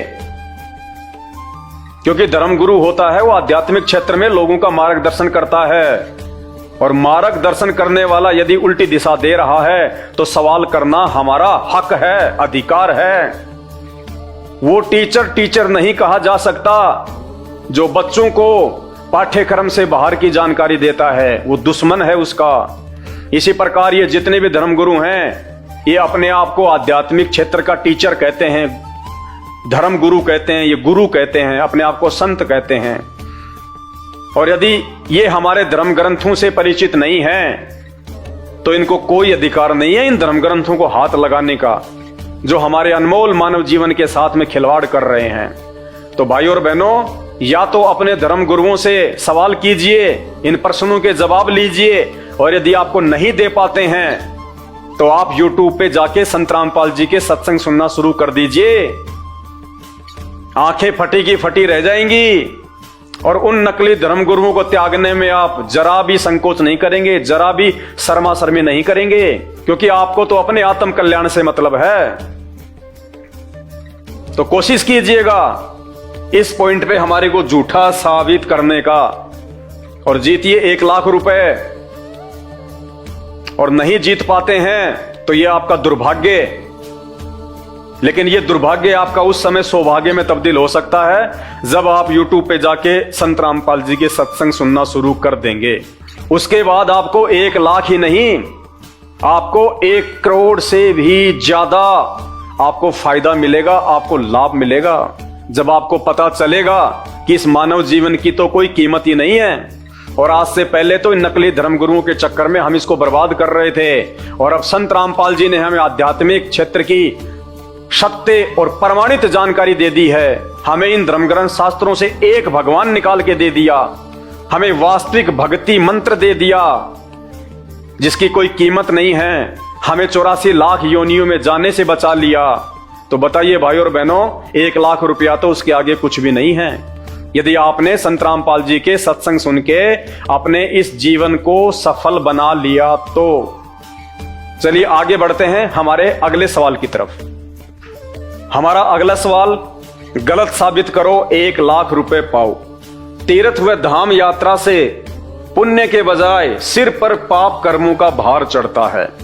जी हां, आप जो हरिद्वार से ये कावड़ लेके आते हैं, आप बद्रीनाथ जाते हैं, नीलकंठ जाते हैं, केदारनाथ जाते हैं, बाबा रामदेव जी की यात्रा पे जाते हैं, बाबा खाटू श्याम जी की यात्रा पे जाते हैं, मेहंदीपुर के बालाजी जाते हैं, तिरुपति बालाजी जाते हैं, और भी ना जाने दुनिया भर के धाम हैं जहां पे आप अपना अनमोल समय और अपना पैसा बर्बाद करते हैं। चारों वेद और गीता जी में कहीं भी ऐसा कोई आदेश या उस परमात्मा का विधान नहीं है कि आपको वहां जाने से कोई लाभ मिलेगा या कोई पुण्य मिलेगा। उल्टा आप पाप के भागी बनते हैं।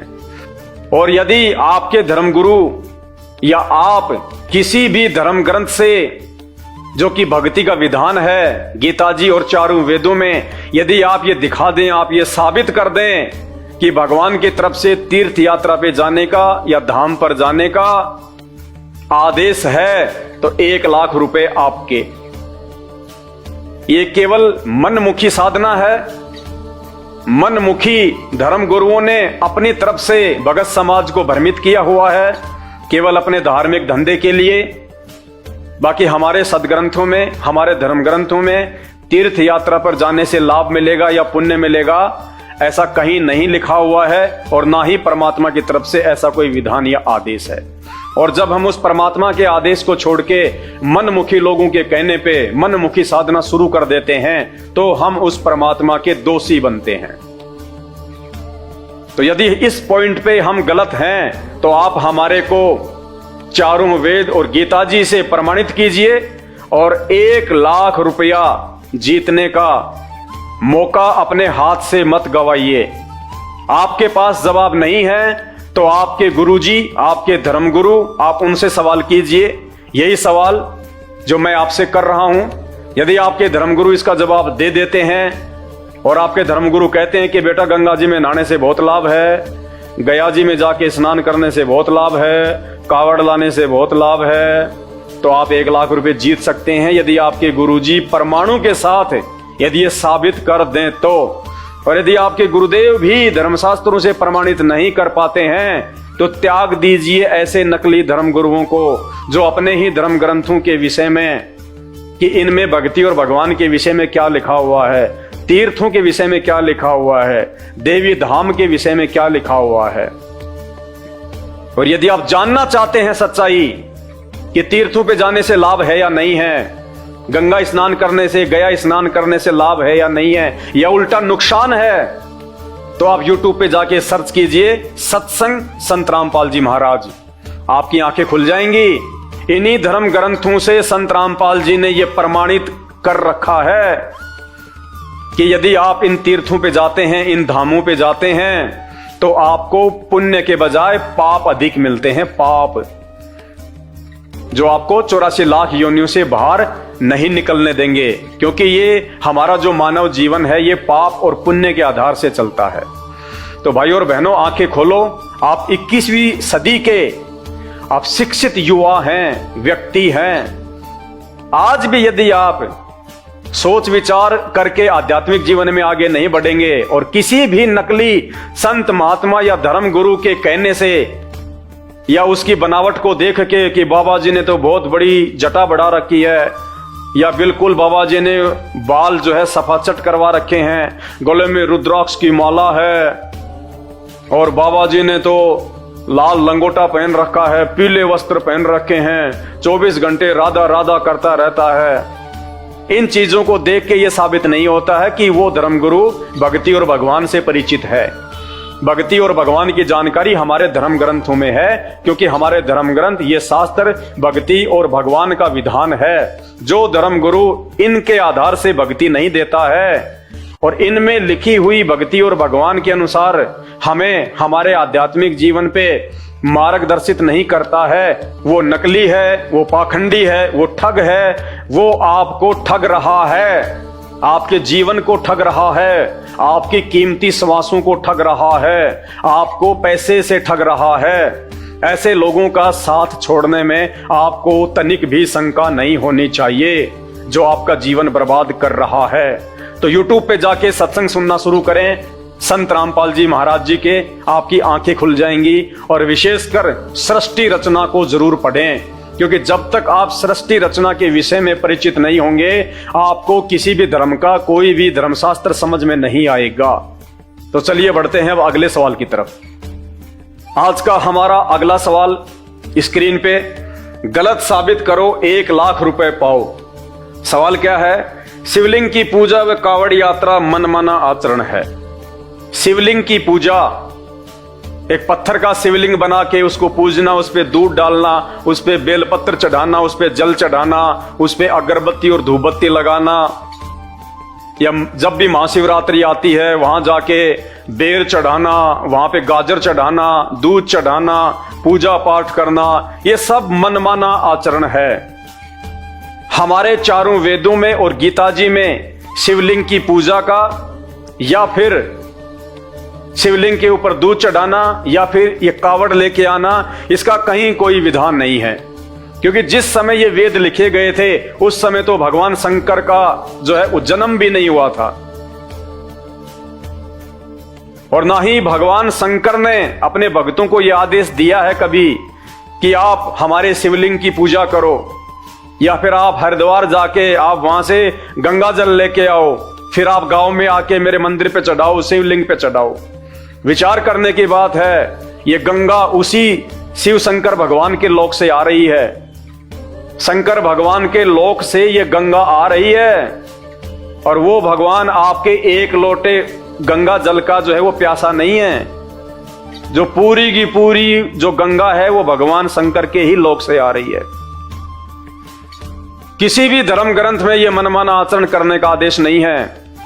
यह केवल नकली संतों का आदेश है, नकली धर्म गुरुओं का आदेश है, जो स्वयं इन धर्म ग्रंथों से अपरिचित थे और आगे समाज को उन्होंने मनमुखी साधना दे दी, जिस कारण से आज बेचारा भगत समाज उल्टी साधना करके अपने मानव जीवन को बर्बाद कर रहा है।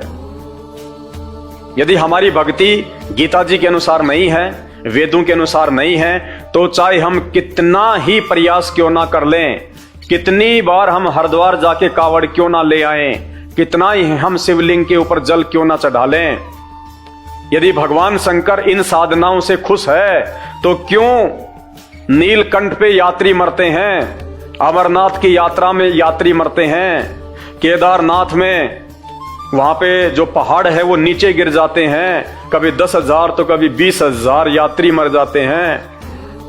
क्या भगवान शंकर को इतना भी नहीं पता कि मेरे भगत दूर दूर से आए हुए हैं और ये पहाड़ जो है ये टूटने वाला है? क्योंकि भगवान शंकर भी इन साधनाओं से खुश नहीं है। वो भी बड़ा दुखी होता है जब लोग उनके नाम पे इस तरह से पाखंड करते हैं। तो भाइयों और बहनों, इस मानव जीवन की सार्थकता को समझो। ये अनमोल चोला भगवान ने हमारे को 84 लाख योनियां भोगने के बाद दिया है, और ये अनमोल चोला, ये मानव शरीर केवल शास्त्रों के अनुसार भक्ति करके मोक्ष प्राप्ति के लिए मिलता है, ताकि हमें दोबारा से 84 लाख योनियों में ना जाना पड़े। तो आप सवाल कीजिएगा अपने धर्म गुरुओं से कि गुरुदेव, कौन से शास्त्र में लिखा हुआ है, कहां गीता जी में लिखा हुआ है, कहां वेदों में लिखा हुआ है कि भगवान शिव के लिंग की पूजा करनी है? भाइयों, आप जानवर नहीं हैं, आप इंसान हैं, इंसान। थोड़ा बहुत तो अपनी बुद्धि का इस्तेमाल करो। ये मनमुखी साधना है, इसका किसी भी शास्त्र में कोई प्रमाण नहीं है, इसका भक्ति और भगवान से कोई लेना देना नहीं है। जब गीता जी तीनों देवताओं की भक्ति करने के लिए मना कर रही है, ब्रह्मा विष्णु महेश की पूजा करने वालों को गीता जी में 3 गालियां दी गई हैं, तो बताइए फिर ये शिवलिंग की पूजा करने का आदेश भगवान कहां से दे देंगे? सवाल कीजिए अपने धर्म गुरुओं से कि गुरुदेव, आप ये प्रमाणित कीजिए, आप एक धर्म गुरु हैं, आध्यात्मिक क्षेत्र में आप हमारा मार्गदर्शन करते हैं। यदि आध्यात्मिक क्षेत्र की कोई बात हमारे समझ में नहीं आएगी तो आपके अलावा हम और कहां जाके उसका समाधान पाएंगे? तो बताइए गुरुदेव, भक्ति का विधान क्या है? भक्ति की जानकारी आप लोगों को कहां से मिली? इस दुनिया में सबसे पहले भक्ति और भगवान की जानकारी कहां से आई? तो आपके गुरुजी कहेंगे, बेटा इन शास्त्रों से आई, गीता जी से आई, वेदों से आई। तो गुरुजी बताइए, चारों वेदों में और गीता जी में भगवान शंकर का नाम जो है क्यों नहीं है? चारों वेदों में और गीता जी में भगवान शंकर का नाम तक क्यों नहीं है? और अगर भगवान शंकर का नाम ही नहीं है तो फिर ये शिवलिंग की पूजा करने का आदेश कहां से आ जाएगा चारों ग्रंथों में? ये कावड़ लाने का आदेश कहां से आ गया गीता जी में? भाइयों और बहनों, सवाल कीजिए। और यदि आप सवाल नहीं करते हैं तो आपको कोई फायदा नहीं है मानव जन्म प्राप्त करने का। आप अपना जीवन उन नकली धर्म गुरुओं के पीछे लग के बर्बाद कर रहे हैं। समय आने पे आपके भविष्य में जो संकट आएंगे उनका समाधान ना आपकी वर्तमान भक्ति से हो सकता है, ना आपके नकली धर्म गुरु आपको किसी प्रकार की कोई राहत दे सकते हैं। अगर दुख आने हैं तो दुख ही आएंगे, उन कर्मों को वो नहीं काट सकते, क्योंकि वो कर्म काटने वाली भक्ति उनके पास नहीं है। मरने के बाद ये धर्मगुरु खुद भी 84 लाख योनियों में जाएंगे और आप तो जाएंगे, कोई ऑप्शन ही नहीं रहेगा। तो अभी समय है आपके पास में। ये शिक्षा भगवान ने इसीलिए दी है, ये मानव तन इसीलिए दिया है, ये बुद्धि हमारे को सोचने और समझने की जानवरों से भिन्न इसीलिए दी है कि हम विचार करें। यदि कोई व्यक्ति इस तरह की बातें कह रहा है तो जरूर इसका कोई कारण होगा, हमें उस कारण की तह तक जाना चाहिए। और इस कारण की तह में आप उस समय तक नहीं जा सकते जब तक आप YouTube पे जाके सर्च नहीं करेंगे सृष्टि रचना संत रामपाल जी भगवान। जब तक आप संत रामपाल जी के सत्संग नहीं सुनेंगे और सत्संगों में विशेषकर उनके द्वारा बताई गई सृष्टि रचना, तब तक आप भक्ति और भगवान के विषय में 0/0 कुछ भी नहीं जान सकते। चाहे आपके गुरुजी कितने बड़े शंकराचार्य क्यों ना हो, चाहे आपके गुरुजी की संगत चाहे लाखों में क्यों ना हो, वो गुरु भी नकली, उसकी भक्ति भी नकली, उसका भगवान भी नकली। तो यदि आपके गुरुजी सच्चे हैं, आपको लगता है, तो इस पॉइंट पे आप हमारे को गलत साबित कीजिएगा कि किसी भी धर्मशास्त्र में, गीता जी में या वेदों में शिवलिंग पूजा का विधान है या नहीं है, कावड़ लाने का विधान है या नहीं है। यदि है तो ये प्रमाणों के साथ में साबित कीजिए और 1 लाख रुपए आप घर बैठे प्राप्त कीजिए। और यदि नहीं साबित कर पाते हैं और यदि भक्ति और भगवान के विषय में आप जानना चाहते हैं, अपना मानव जीवन धन्य करना चाहते हैं, तो आज ही अपना मोबाइल उठाइए, YouTube पे जाइए और सर्च कीजिए सृष्टि रचना संत रामपाल जी भगवान। आपकी आंखें खुल जाएंगी और त्याग दीजिए उन नकली धर्म गुरुओं को जो आपका मार्गदर्शन सही नहीं कर सकते। वो आपके दुश्मन हैं, दुश्मन। तो चलिए अब बढ़ते हैं अगले सवाल की तरफ। हमारा आज का अगला सवाल स्क्रीन पे, गलत साबित करो 1 लाख रुपए पाओ। सवाल क्या है? श्राद्ध निकालने से पूर्वजों की पशु पक्षी या अन्य योनियां समाप्त नहीं हो सकती हैं। जी हां, भक्ति के संविधान चारों वेदों में और गीता जी में श्राद्ध निकालने का कहीं आदेश नहीं है और ना ही ये लिखा हुआ है कि श्राद्ध निकालने से आपके पूर्वजों की मुक्ति हो जाएगी। ये केवल नकली धर्म गुरुओं का, ब्राह्मणों का, पंडितों का मनमाना आचरण है।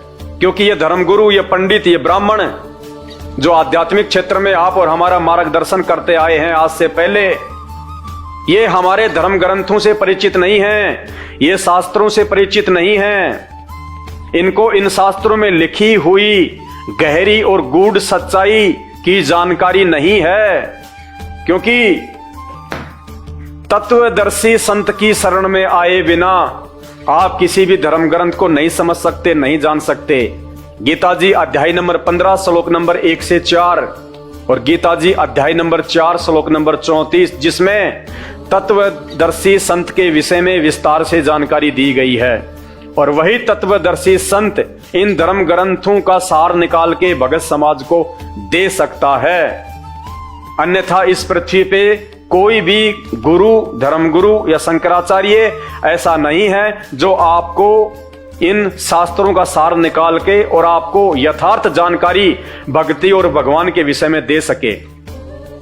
तो चारों वेदों में और गीता जी में कहीं भी श्राद्ध कर्म करने का आदेश भगवान की तरफ से नहीं है और ना ही श्राद्ध निकालने से पूर्वजों की मुक्ति संभव है, ना ही वो 84 लाख योनियों में जाने से जो है वो बच सकते हैं।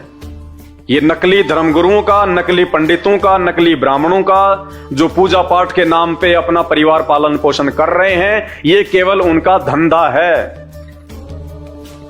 यदि आप हमारे को झूठा साबित कर सकते हैं गीता जी से या वेदों से कि गीता और वेद में कहीं भी ये लिखा हो कि ये श्राद्ध निकालने से आपके पूर्वजों की मुक्ति संभव है, तो भाई साहब 1 लाख रुपए आप घर बैठे प्राप्त कीजिए।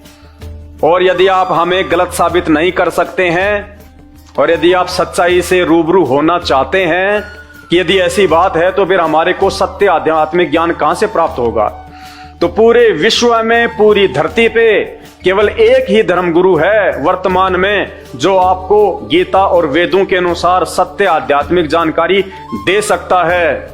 वो धर्मगुरु जो आपको भक्ति दान देने का अधिकारी है, वो धर्मगुरु जो आपको ये सदग्रंथ पढ़ाने का अधिकारी है, वो धर्मगुरु जो आपको एक भगवान का नाम बताएगा, वो धर्मगुरु जो आपको वास्तविक भक्ति मंत्र देगा और आपकी 84 लाख योनियों से मुक्ति करवाएगा।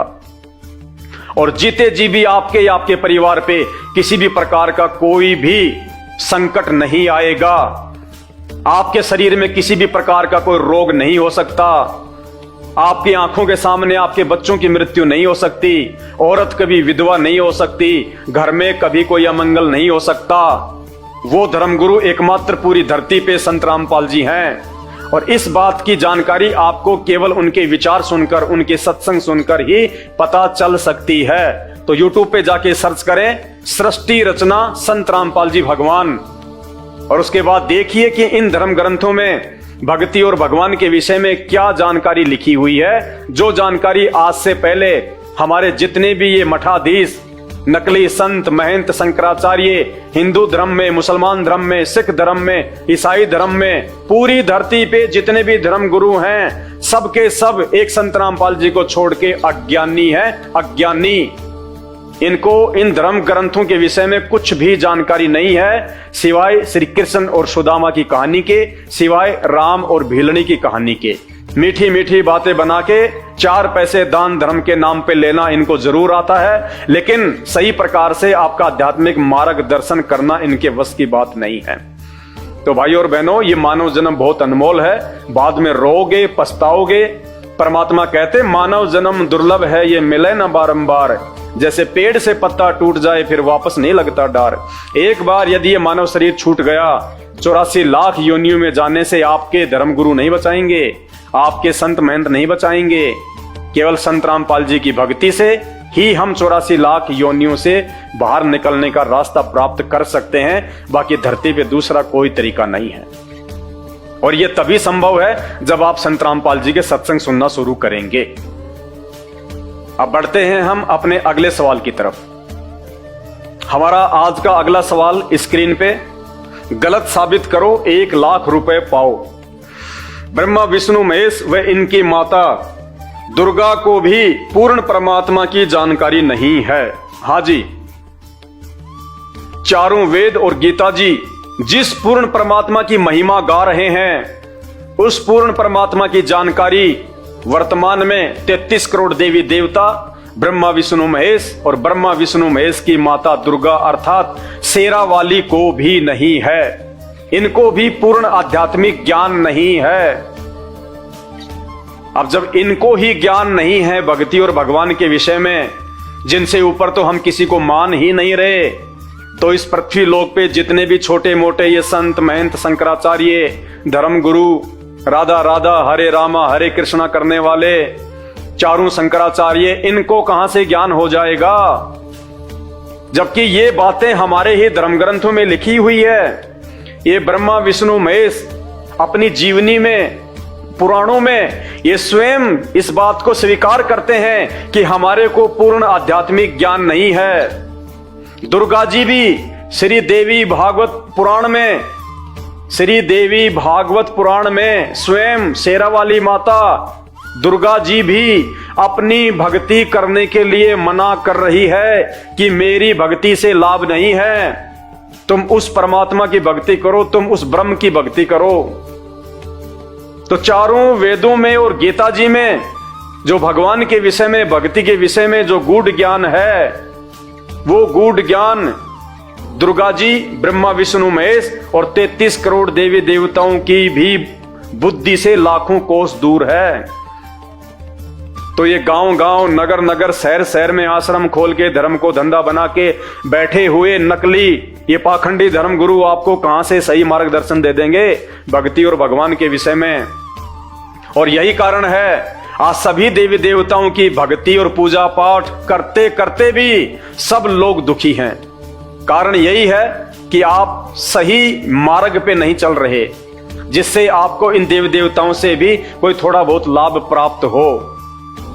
तो यदि इस पॉइंट पे आप हमारे को झूठा साबित कर सकते हैं कि ऐसी कोई बात नहीं है, ब्रह्मा विष्णु महेश को पूर्ण ज्ञान है, दुर्गा जी को तो पूर्ण ज्ञान है, तो आप हमारे को चारों वेदों से और गीता जी से, जो कि भक्ति का विधान है, आप साबित कीजिए और 1 लाख रुपए घर बैठे आप पाइए। कमेंट्स में अपना नंबर, अपना एड्रेस, अपना खाता नंबर भेजिए और 1 लाख रुपए आपके खाते में ट्रांसफर होंगे। और यदि आप हमें गलत साबित नहीं कर पाते हैं और यदि आध्यात्मिक मार्ग के विषय में पूरी जानकारी प्राप्त करना चाहते हैं, अपना अनमोल मानव जीवन धन्य करना चाहते हैं, तो YouTube पे जाके आज ही सर्च करें सृष्टि रचना संत रामपाल जी भगवान।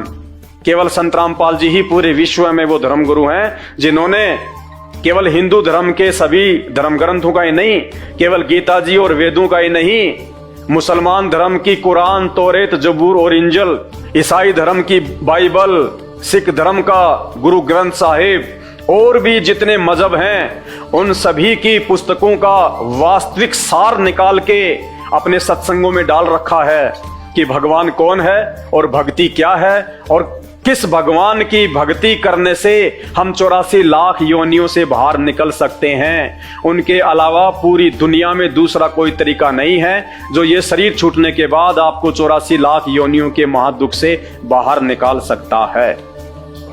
तो कोशिश कीजिए, यदि आपके बस की बात नहीं है तो आप अपने धर्मगुरुओं से सवाल कीजिए। आप उनसे पूछिए कि महाराज जी, आप तो कहते हैं ब्रह्मा विष्णु महेश से बढ़ के कोई है ही नहीं, माता दुर्गा से तो बढ़ के कोई आदि शक्ति है ही नहीं, देवी देवता तो जो है ये पूजा के लायक हैं, जबकि 33 करोड़ देवी देवता ब्रह्मा विष्णु महेश माता दुर्गा चारों वेदों में और गीता जी में इनका नामो निशान तक नहीं है, नामो निशान तक। तो ये परमात्मा कहां से हो गए? वो परमात्मा कौन है जो पूजा के लायक है, जो इबादत के लायक है और जिसकी भक्ति से हमारा मानव जन्म धन्य होगा, हम 84 लाख योनियों से मुक्ति पाएंगे। इसकी जानकारी सिर्फ और सिर्फ आपको संत रामपाल जी के सत्संग सुनने से ही मिलेगी। धरती पे दूसरा कोई तरीका, कोई उपाय नहीं है।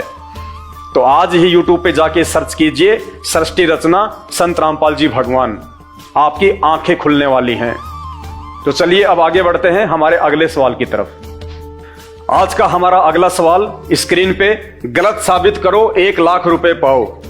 श्री राम व श्री कृष्ण जी का धर्म हिंदू था। जी हां, यदि आप ये साबित कर देते हैं कि श्री राम और श्री कृष्ण जी का हिंदू धर्म था, या उनका जन्म हिंदू धर्म में हुआ था, या उनके माता पिता हिंदू थे, या उनके पूर्वज हिंदू थे, तो आप 1 लाख रुपए घर बैठे प्राप्त कर सकते हैं। यदि किसी भी धर्म ग्रंथ में, यदि रामायण में, रामचरितमानस में, चारों वेदों में, गीता जी में, यदि आप ये साबित कर दो कि श्री रामचंद्र जी का धर्म हिंदू था, 1 लाख रुपए आप पा सकते हैं घर बैठे। और यदि आप साबित नहीं कर सकते हैं तो अपने धर्मगुरुओं से पूछिए, जिन गुरुओं की आपने शरण ले रखी है, जिनको आप पूर्ण ज्ञानी मानते हैं, जो आपको मीठी मीठी कथा और कहानियां सुनाते हैं, जिनको आप हजारों लाखों की संख्या में दान धर्म करते हैं, तो ऐसे समय में भी यदि आपके गुरुजी आपके काम नहीं आए तो कौन से दिन काम आएंगे? तो अपने गुरुजी से प्रार्थना कीजिए कि हे गुरुदेव, हे प्रकांड ज्ञाता, हे सारे शास्त्रों के मर्मज्ञ, मुझे 1 लाख रुपए जीतने का मौका मिल रहा है, आप मेरी मदद कीजिए और मुझे बताइए कि श्री राम और श्री कृष्ण जी का धर्म क्या था। वो हिंदू धर्म से थे, मुसलमान धर्म से थे, जैन धर्म से थे, बौद्ध धर्म से थे, ईसाई धर्म से थे, या सिख धर्म से थे। और यदि वो कहते हैं कि श्री राम और श्री कृष्ण जी का कोई धर्म नहीं था, तो फिर हम इन भगवानों को हिंदू धर्म से जोड़ के बार बार क्यों जो है हम इनका हवाला देते हैं कि जय श्री राम, भारत को हिंदू राष्ट्र बनाएंगे, जय श्री राम, भारत को हिंदू राष्ट्र बनाएंगे, जब श्री रामचंद्र जी का धर्म ही हिंदू नहीं था। तो पहले ये तो पता कर लो कि श्री रामचंद्र जी का धर्म क्या था। तो आप कोशिश कीजिएगा श्री राम और श्री कृष्ण जी के धर्म के विषय में। यदि आपके धर्मगुरु आपकी मदद कर देते हैं और किसी भी शास्त्र में ये दिखा देते हैं, चारों वेद में, गीता जी में, महर्षि वाल्मीकि के द्वारा रचित वाल्मीकि रामायण में, रामचरितमानस में, कि श्री रामचंद्र जी हिंदू धर्म से थे, तो आप 1 लाख रुपए जीत सकते हैं। और यदि वो साबित नहीं कर पाते हैं तो क्यों फिर आपस में हिंदू मुस्लिम के झगड़ों में पड़े हो? क्यों आपस में एक दूसरे से बैर भाव रखते हो? क्यों एक दूसरे को अपना शत्रु समझ रहे हो? जब त्रेता युग में और द्वापर में कोई धर्म था ही नहीं, ना कोई हिंदू धर्म था, ना कोई मुसलमान धर्म था, ना कोई सिख धर्म था, ना कोई जैन धर्म था, ना कोई बौद्ध धर्म था, फिर क्यों आपस में आज हम धर्म के नाम पे आपस में लड़ाई कर रहे हैं? हम बटे हुए हैं, क्यों मूर्ख बन रहे हैं? जब हम इंसान हैं तो क्यों फिर धर्म के नाम पे बटे हुए हैं?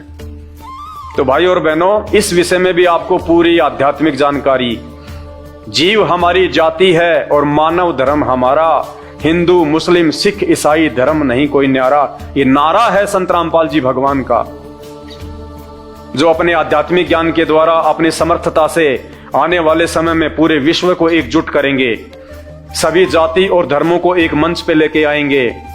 उसके बाद ना कोई धर्म रहेगा, ना कोई जाति रहेगी। जब हम आध्यात्मिक ज्ञान से परिचित हो जाएंगे, जब हम अपने ही धर्म ग्रंथों से, सदग्रंथों से, गीता और वेद से जब हम पूर्णतया परिचित हो जाएंगे, कि ना कोई धर्म था, ना कोई जातियां थी, ना भगवान ने कोई धर्म बनाया, ना कोई जातियां बनाई। ये केवल हमारे मनमुखी नकली धर्म गुरुओं की सोच है, जिन्होंने हमारे को आपस में बांटने के लिए ये षड्यंत्र रचा हुआ है। एक भाई को दूसरे भाई का इन्होंने दुश्मन बना दिया। तू हिंदू, तू मुस्लिम, तू सिख, तू ईसाई। तो भाई और बहनों, जब तक आप संत रामपाल जी के यूट्यूब पे जाके सत्संग सुनना शुरू नहीं करेंगे, और विशेषकर सृष्टि रचना यूट्यूब पे जाके सर्च करें, सृष्टि रचना संत रामपाल जी भगवान, आपको पता चलेगा ना कोई जातियां थी, ना कोई धर्म था। और आने वाले समय में संत रामपाल जी के सानिध्य में इस पूरे विश्व में ना कोई जातियां रहेंगी, ना कोई धर्म रहेगा, केवल एक मानव धर्म होगा। तो आपसे मेरी प्रार्थना है, ये जितने भी नकली धर्म गुरु जो गांव-गांव, शहर-शहर में बैठे हुए हैं, जो हमारे धर्म ग्रंथों में वर्णित सच्चाई से अपरिचित हैं और आध्यात्मिक क्षेत्र में आपका कुमार्ग कर रहे हैं, आपको सही दिशा नहीं दे रहे हैं। और एक समय ऐसा आएगा, ना आप अपना बचाव कर पाओगे, ना आप अपने परिवार का बचाव कर पाओगे, और आप उन धर्मगुरुओं के आगे हाथ जोड़ते रह जाओगे, इन देव देवताओं के आगे हाथ जोड़ते रह जाओगे। ये भी आपकी किसी प्रकार की कोई भी मदद नहीं करेंगे, क्योंकि आपकी भक्ति सही नहीं है। आप उस एक पूर्ण परमात्मा की भक्ति नहीं कर रहे, जो हमारे सभी संकटों का निवारण करने में सक्षम है। तो यूट्यूब पे जाके सर्च करें, सृष्टि रचना संत रामपाल जी भगवान। अब बढ़ते हैं अपने अगले सवाल की तरफ। आज का हमारा अगला सवाल, क्या राम रावण युद्ध और महाभारत का युद्ध धर्म युद्ध था? जी हां, त्रेता युग में श्री रामचंद्र जी और रावण के बीच में जो युद्ध हुआ था, और द्वापर में कौरव और पांडवों के बीच में जो युद्ध हुआ था, क्या ये दोनों युद्ध धर्म युद्ध थे? क्या इन दोनों युद्धों को धर्म युद्ध की संज्ञा दी जा सकती है, जिसमें इतनी बड़ी संख्या में जनसंहार हुआ था? क्या इससे किसी का भला हुआ? जी नहीं। ना ही तो श्री राम और रावण के बीच में जो युद्ध हुआ था वो कोई धर्म युद्ध था, और ना ही कौरव और पांडवों के बीच में जो युद्ध हुआ था वो धर्म युद्ध था। महाभारत से गंदा चरित्र किसी भी धर्म ग्रंथ का नहीं हो सकता। महाभारत को पढ़ के आपका कभी भी आत्म कल्याण नहीं हो सकता, आपके घर में कभी भी सुख और शांति नहीं हो सकती, आप कुछ भी नहीं सीख सकते। ऐसा गंदा चरित्र है महाभारत का। हम कहते हैं पांडव पांडव धर्म के रक्षक। काहे के धर्म के रक्षक? युधिष्ठिर ने अपनी औरत को जुए में दांव पे लगा दिया।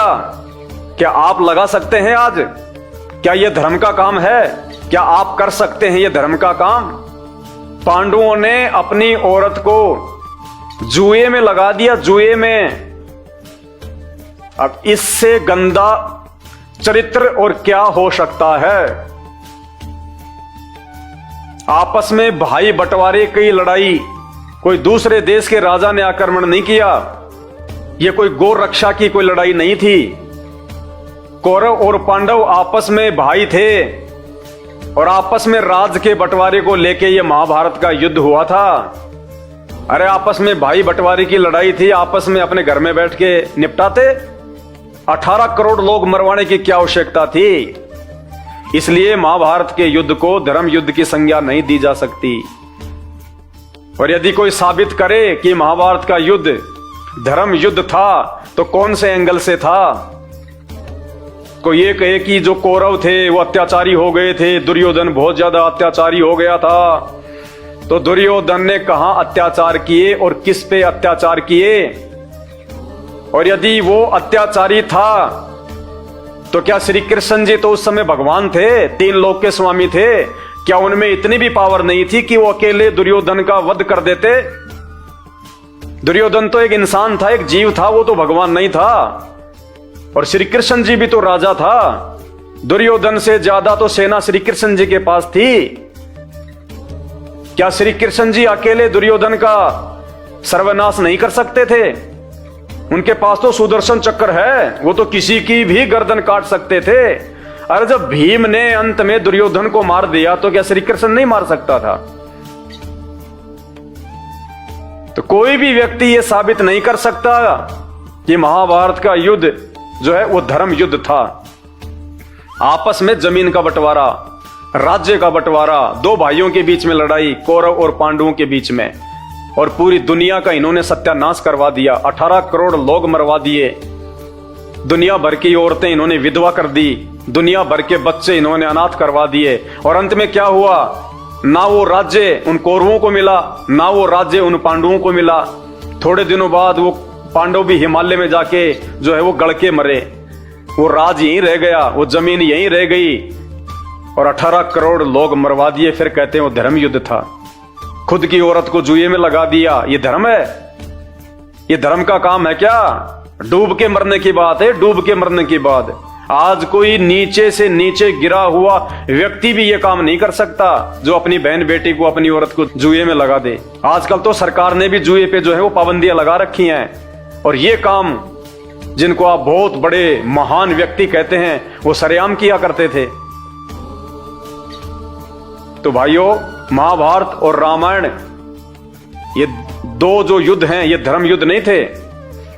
राम रावण युद्ध कोई धर्म युद्ध नहीं था, कोई सीमाओं की लड़ाई नहीं थी। भारत देश पे लंकापति रावण ने भारत देश को हड़पने के लिए उसने कोई जो है वो चढ़ाई नहीं करी थी कि श्री रामचंद्र जी ने भारत देश की सीमाओं को बचाने के लिए ये लड़ाई लड़ी। ना कोई ये गोरक्षा की लड़ाई थी। रामचंद्र जी की पत्नी को रावण ले गया। अब ये मुकदमा, ये मैटर राम और रावण के बीच का था। इतने लोग मरवाने की क्या आवश्यकता थी? 18 करोड़, 18 करोड़ की सेना मरी थी दोनों तरफ से। बताइए, अरे रावण तो एक इंसान था, लंका देश का राजा था, जबकि श्री रामचंद्र जी तो विष्णु अवतार भगवान थे। वो तो रामचंद्र जी अपने बलबूते पे, अपनी पावर के बलबूते पे सीता जी को रावण की कैद से छुड़वा के क्यों नहीं ला सके? क्या रावण से भी कमजोर थे? और रावण से भी कमजोर थे तो भगवान कहां हुए? तो ये कौन सा जो है ये धर्म युद्ध था? और बड़ी मुश्किल से 18 करोड़ लोग मरवा के सीता को अयोध्या में लाए, और थोड़े दिनों बाद उस सीता को जंगल में निकाल दिया। ये काहे की धार्मिकता है? फिर रावण के पास ही रहने देते उसको, कम से कम बेचारी को वहां पे टाइम पे खाना पीना तो मिल रहा था। श्री रामचंद्र जी ने तो उसको जंगल में निकाल दिया, जबकि वो गर्भवती थी उस समय, लव उसके पेट में था, और अकेली औरत को श्री रामचंद्र जी ने जनता के कहने से और जंगल में छोड़ दिया। ये काहे की धार्मिकता है? काहे की मर्यादा है ये? क्या आप निकाल सकते हैं अपनी औरत को इस प्रकार से? तो ये कोई धर्म युद्ध नहीं थे। ये बहुत बड़ा उस काल का षड्यंत्र है, जो दुर्गा का पति है, जो ब्रह्मा विष्णु महेश का बाप है। ये बहुत भयंकर षड्यंत्र है उसका। ये तीनों देवता उसी के लिए काम करते हैं, ब्रह्मा विष्णु महेश। ये दुर्गा भी उसी के अधीन है, और इन सब ने मिला के यहां पे हम प्राणियों को फंसा रखा है। इस बात की पूरी जानकारी आपको जब आप YouTube पे जाके सर्च करेंगे सृष्टि रचना संत रामपाल जी भगवान, तब आपकी आंखें खुलेंगी कि हमारे को मारने और जन्म देने में इस काल का हाथ है। और ये कुकर्म, ये काल अपने तीनों पुत्रों के माध्यम से करवाता है, ब्रह्मा विष्णु महेश के माध्यम से। ब्रह्मा जी से हमारी उत्पत्ति करवाता है, विष्णु से हमारा पालन पोषण करवाता है, और शंकर भगवान से फिर हमारा संहार करवाता है, कोई बीमारी से, तो कोई एक्सीडेंट में, तो कोई लड़ाई झगड़ा करके। ये तीनों देवता हमारे को जन्म देते हैं, मारते हैं, पालन पोषण करते हैं। ये ड्यूटी दे रखी है उस काल ने इन तीनों देवताओं को। और वो हमें क्यों मारता है, वो क्यों जन्म देता है, इसके पीछे बहुत गहरी कहानी है। और वो कहानी आपको केवल सृष्टि रचना को सुनने से ही समझ में आएगी। तो YouTube पे जाके सर्च करें सृष्टि रचना संत रामपाल जी भगवान, आपके कानों के पर्दे खुलने वाले हैं, आपकी आंखों का मोतियाबिंद हटने वाला है। और उसके बाद में आप धिक्कारोगे इन नकली धर्मगुरुओं को, जो आज से पहले आपको मीठी मीठी राम और भिलनी की, श्री कृष्ण और सुदामा की मीठी मीठी कथा कहानियां सुना के आपका जीवन बर्बाद कर रहे थे। आपको वो वास्तविकता, वो सार, वो निष्कर्ष इन धर्म ग्रंथों का नहीं बताया कि मानव जन्म हमारे को क्यों मिलता है। और भक्ति और भगवान की यथार्थ जानकारी हमारे ग्रंथों में है, गीता जी में है, चारों वेदों में है। ये इन्होंने आज तक नहीं बताई। आज तक ये 33 करोड़ देवी देवताओं में से एक भगवान नहीं बता पाए कि एक भगवान जो सबके ऊपर है, जो सर्वशक्तिशाली है, जिसकी भक्ति से हमारे को मुक्ति मिल सकती है, 84 लाख योनियों से हम बाहर निकल सकते हैं। आज तक इन्होंने नहीं बताया। तो काहे के धर्मगुरु और काहे का इनको ज्ञान। तो भाई और बहनों, ये धर्मगुरु नहीं है, ये सत्यानाश गुरु हैं। ये आपका जीवन बर्बाद कर रहे हैं। यदि आप अपना भला चाहते हो, अपने परिवार का भला चाहते हो और मरने के बाद 84 लाख योनियों में नहीं जाना चाहते हो, तो आपके पास वर्तमान में पूरी धरती पे केवल एक ही ऑप्शन है, केवल संत रामपाल जी के सत्संग। और सत्संग सुन के जितना जल्दी हो सके उनकी शरण में आ जाओ और उनके अनुसार इन शास्त्रों में वर्णित यथार्थ भक्ति विधि को शुरू कर दो। और फिर देखो, तुम्हारे को इस शरीर में रहते सहते भी वो सुख मिलेंगे जिसकी कोई गिनती नहीं की जा सकती। बाकी आपके अपने बुद्धि और अपने विवेक के ऊपर है। दबाव किसी पे नहीं दिया जा सकता, केवल आपको जानकारी दी जा सकती है। तो चलिए अब बढ़ते हैं हम अपने अगले सवाल की तरफ। आज का हमारा अगला सवाल, गलत साबित करो 1 लाख रुपए पाओ। सवाल क्या है?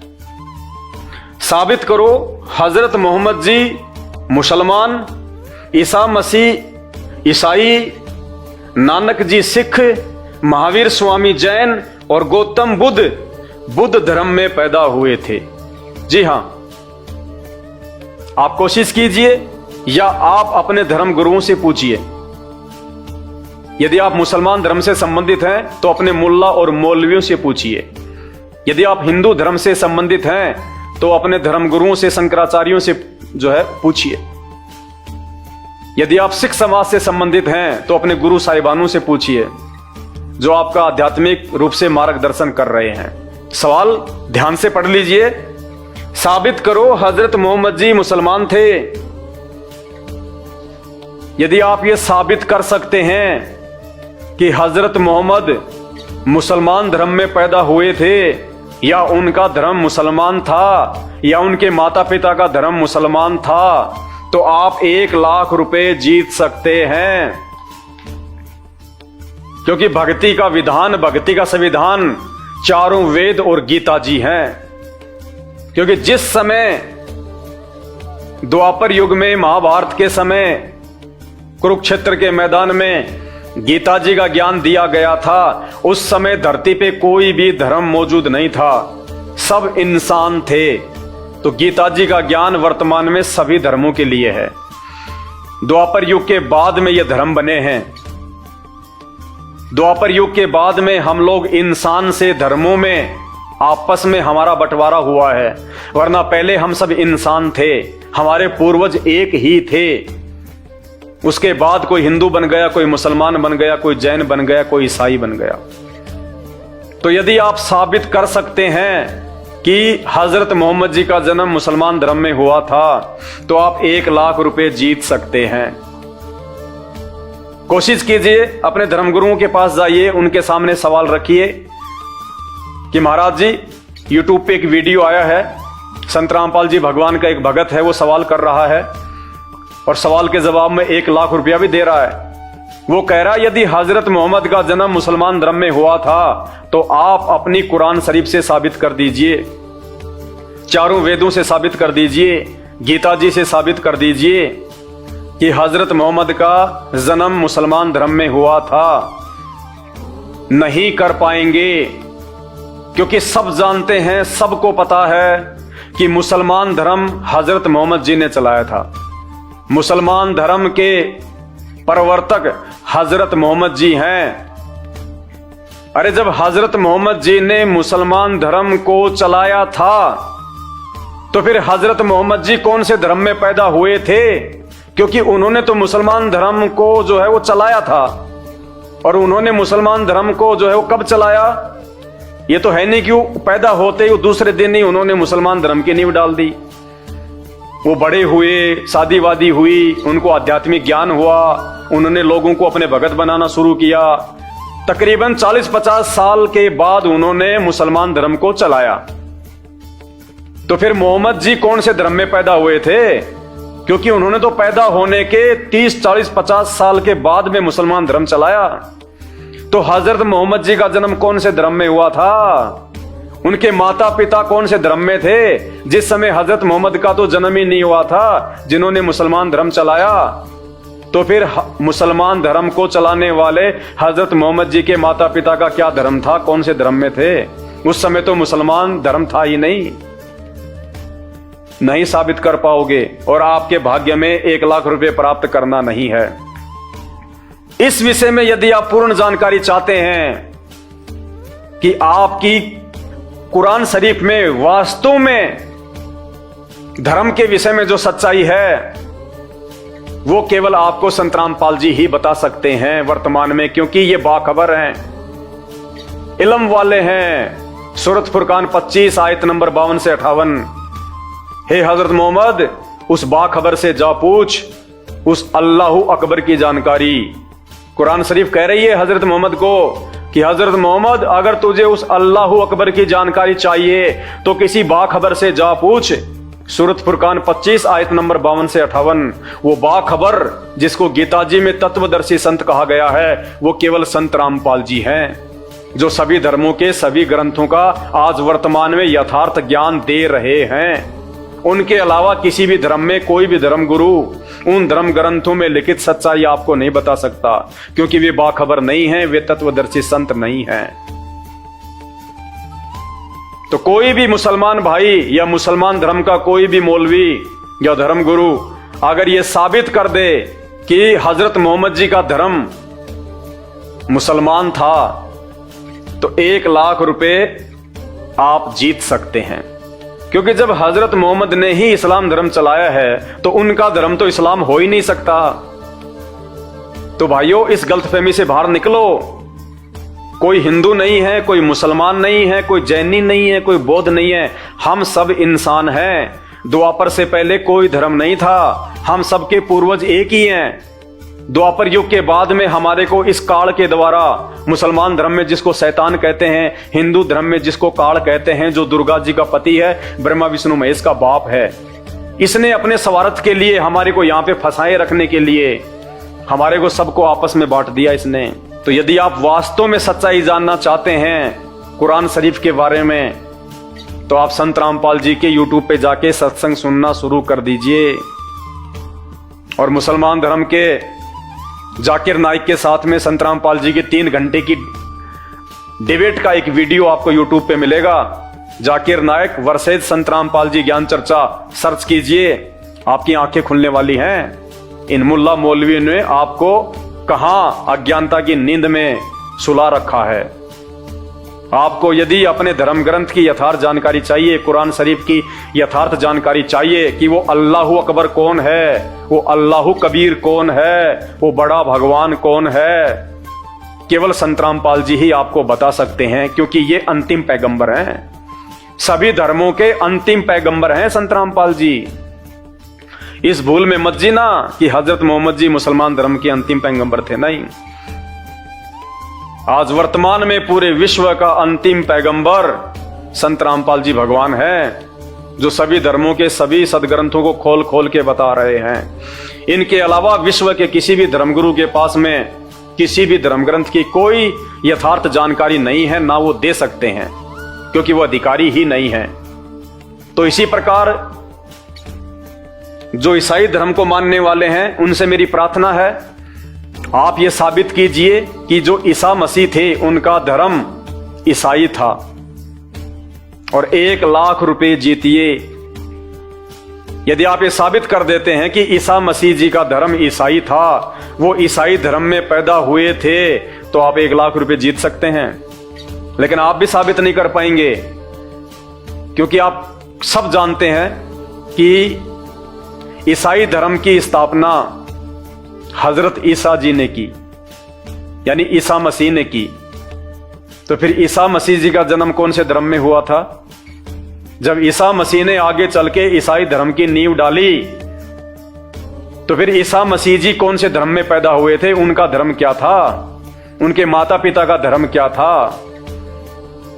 इसलिए ईसाई भाइयों से भी मेरी प्रार्थना है, इस गलतफहमी से बाहर निकलो। ना ही तो ईसा मसीह कोई पूर्ण परमात्मा है, ना कोई पूर्ण शक्ति है। अरे पूर्ण परमात्मा की अंतिम समय में ऐसे पीड़ादायक मौत नहीं होती कि उनके शरीर में वो कील ठोक दी जाए।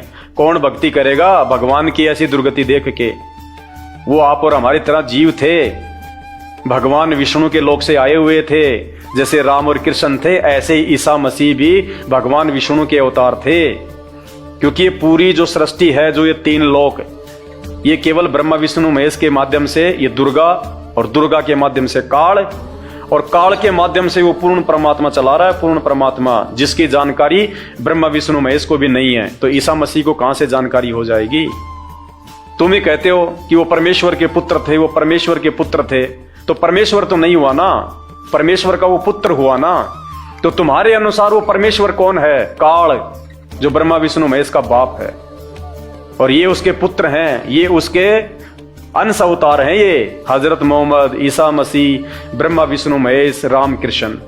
हजरत मोहम्मद भी भगवान शंकर के लोक से आए थे, भगवान शंकर ने भेजा था उनको, जैसे भगवान विष्णु ने राम और श्री कृष्ण को भेजा था। तो ये पूरा जो कंसेप्ट है ये आपको सृष्टि रचना से ही समझ में आएगा। अगर आपने सृष्टि रचना नहीं सुनी तो आप जिंदगी में कभी नहीं समझ पाओगे भक्ति और भगवान के विषय में। और यदि सृष्टि रचना सुन ली तो चुटकी बजाते समझ में आएगा आपके कि क्या माजरा है।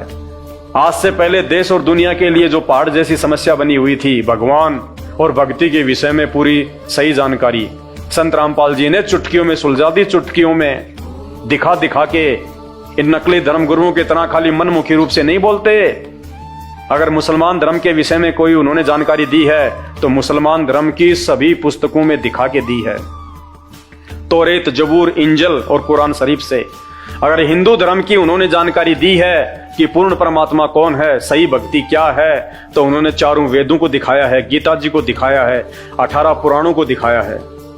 इसी प्रकार बाइबल से उन्होंने ईसाई धर्म की सारी सच्चाई बताई है। गुरु ग्रंथ साहिब से उन्होंने सिख समाज की पूरी सच्चाई बताई है। तो साबित कीजिएगा आप सभी भाई बहन। इसी प्रकार महावीर स्वामी जी को मानने वाले वर्तमान के जो जैन समाजी हैं, आप लोग साबित कीजिए कि महावीर स्वामी का जन्म जैन धर्म में हुआ था। 1 लाख रुपए मिलेंगे आपको, 1 लाख रुपए। लेकिन आप भी साबित नहीं कर पाएंगे। क्यों?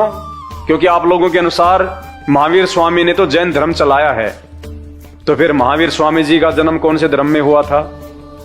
अगर उन्होंने ही जैन धर्म चलाया है तो उनका जन्म कौन से धर्म में हुआ था? उनके माता पिता का क्या धर्म था? उनके माता पिता तो जैन हो ही नहीं सकते।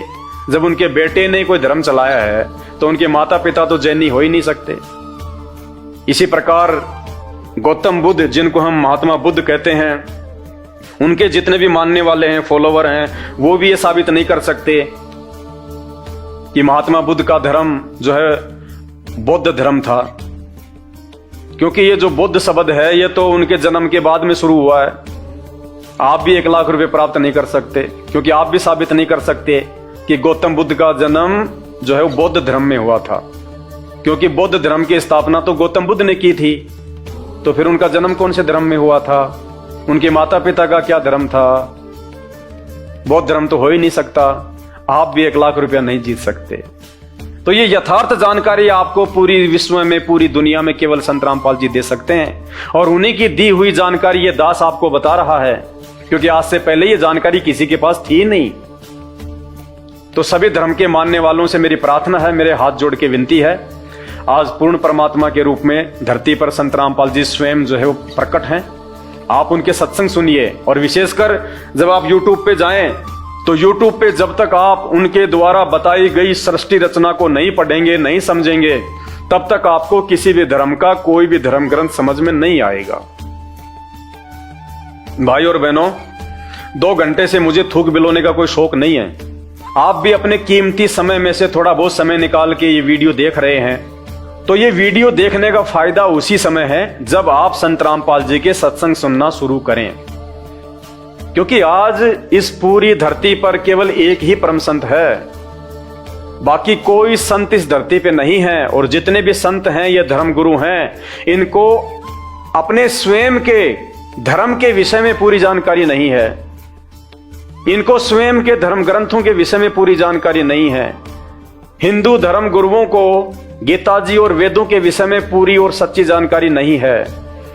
मुल्ला और मौलवियों को मुसलमान धर्म के विषय में, कुरान शरीफ के विषय में, तौरेत, जबूर और इंजल के विषय में पूरी जानकारी नहीं है। जितने भी पादरी और पास्टर हैं, इनको बाइबल के विषय में पूरी जानकारी नहीं है।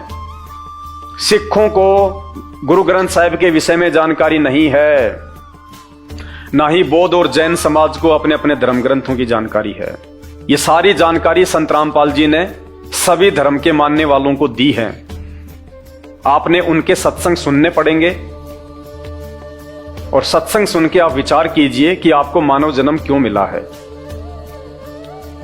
परमेश्वर कहते हैं, मानव जन्म पाए के जो नहीं रटे हरि नाम, और जैसे कुआं जल बिना फिर बनवाया क्या काम। ये 84 लाख योनियों से भिन्न एक मानव शरीर हमारी को केवल और केवल भक्ति के लिए मिलता है। अन्य योनियों में जाके महादुख भोगने से बचने के लिए मिलता है,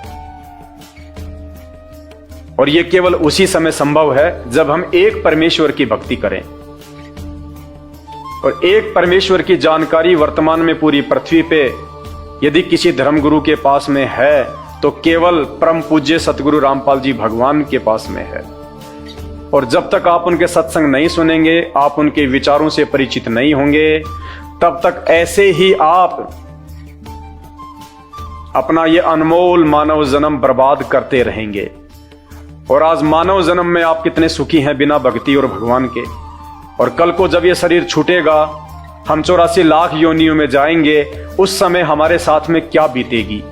आज आप एक गधे का जीवन देख लीजिएगा, आज आप एक बैल का जीवन देख लीजिएगा, कितना महादुख भोगता है। सारा दिन खेत में चलता है, गाड़ी में उसको किसान जोतता है। एक गधा सारे दिन ईंट के भट्ठे के ऊपर कितनी मेहनत करता है, सारा दिन ईंटें ढोते रहता है। अन्य पक्षी देख लीजिए, पशु देख लीजिए, एक कुत्ता देख लीजिए, सर में कीड़े पड़ जाएं, पूरे शरीर पे उसके खुजली हो जाए, एक्सीडेंट में उसका पैर कट जाए, कितने दुख भोगते हैं। आप और हमारे ऊपर तो छोटी मोटी कोई भी आपत्ति आती है, हम तो तुरंत अपने किसी रिश्तेदार को बता दें, कहीं से सहायता प्राप्त कर लें, मेडिकल प्राप्त कर लें, हॉस्पिटल में चले जाएं। भूख लग रही है तो खाना खा लें, कहीं भी 56 प्रकार के भोजन बना के खा लें। और कल को जब भक्ति सही नहीं करेंगे, और ये तो विधान है परमात्मा का, ये मोटे मोटे ग्रंथ भगवान ने कोई ऐसे थोड़े ना लिखवाए, मजाक में थोड़े लिखवाए। चारों वेद और ये गीता जी, ये पुराण, इनमें भक्ति और भगवान के विषय में जानकारी है। इस मानव शरीर से हमें क्या करना चाहिए उसकी जानकारी है। और यदि हमने वो कार्य नहीं किया, संत रामपाल जी की शरण में आके एकमात्र पूरे विश्व में उस तत्वदर्शी संत की शरण प्राप्त करके यदि हमने एक परमात्मा की भक्ति नहीं की, तो अगला जन्म 84 लाख योनियों का। फिर हमें ना कोई सत्संग के विषय में बताएगा, ना कोई समझाएगा, ना हम समझने के लायक रहेंगे। कहते माता पिता मिल जाएंगे लख 84 माही, सतगुरु की सेवा और भक्ति ये फेर मिलन की नाही। आज अनजाने में लोग कहते हैं माता पिता ही हमारे गुरु हैं, माता पिता ही हमारे गुरु हैं। बहुत अच्छी बात है, वो भी गुरु हैं, उन्होंने भी आपको जीवन जीना सिखाया है, बचपन में आपको शिक्षाएं दी हैं। लेकिन बिना आध्यात्मिक गुरु के वो माता पिता भी मरने के बाद 84 लाख योनियों में जाएंगे, और आप भी 84 लाख योनियों में जाएंगे। वहां पे ना आपको मां बचाएगी, ना आपको वो पिता बचाएगा।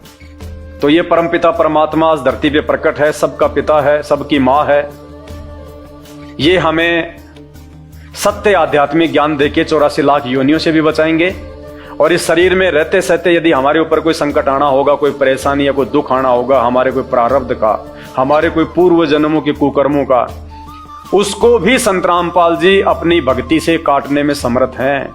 आपके ऊपर वो कष्ट नहीं आने देंगे यदि आप उनकी मर्यादा में रह के भक्ति करेंगे। तो मेरी केवल आपसे विनती है, आपसे प्रार्थना है, मैं आपको केवल समझा ही सकता हूं, बता ही सकता हूं, जानकारी ही दे सकता हूं। बाकी प्यास आपको होनी चाहिए, भूख आपको होनी चाहिए, तभी आप उस चीज को प्राप्त जो है वो कर पाएंगे। तो आज के वीडियो में केवल इतना ही। आगे फिर परमपिता परमेश्वर के आशीर्वाद से आप सभी भाई बहनों के मार्गदर्शन के लिए वीडियो आते रहेंगे। अभी तक यदि आपने हमारे Facebook page Pawan Das is live को फॉलो नहीं किया है तो आप जी फॉलो करें, वीडियो को शेयर करें, ताकि यह जानकारी अन्य भगत भाई बहनों तक भी पहुंचे जो अभी उन अज्ञानी और नकली धर्मगुरुओं के चक्कर में अपने मानव जीवन को बर्बाद कर रहे हैं। बंदी छोड़ सतगुरु रामपाल जी भगवान की जय हो।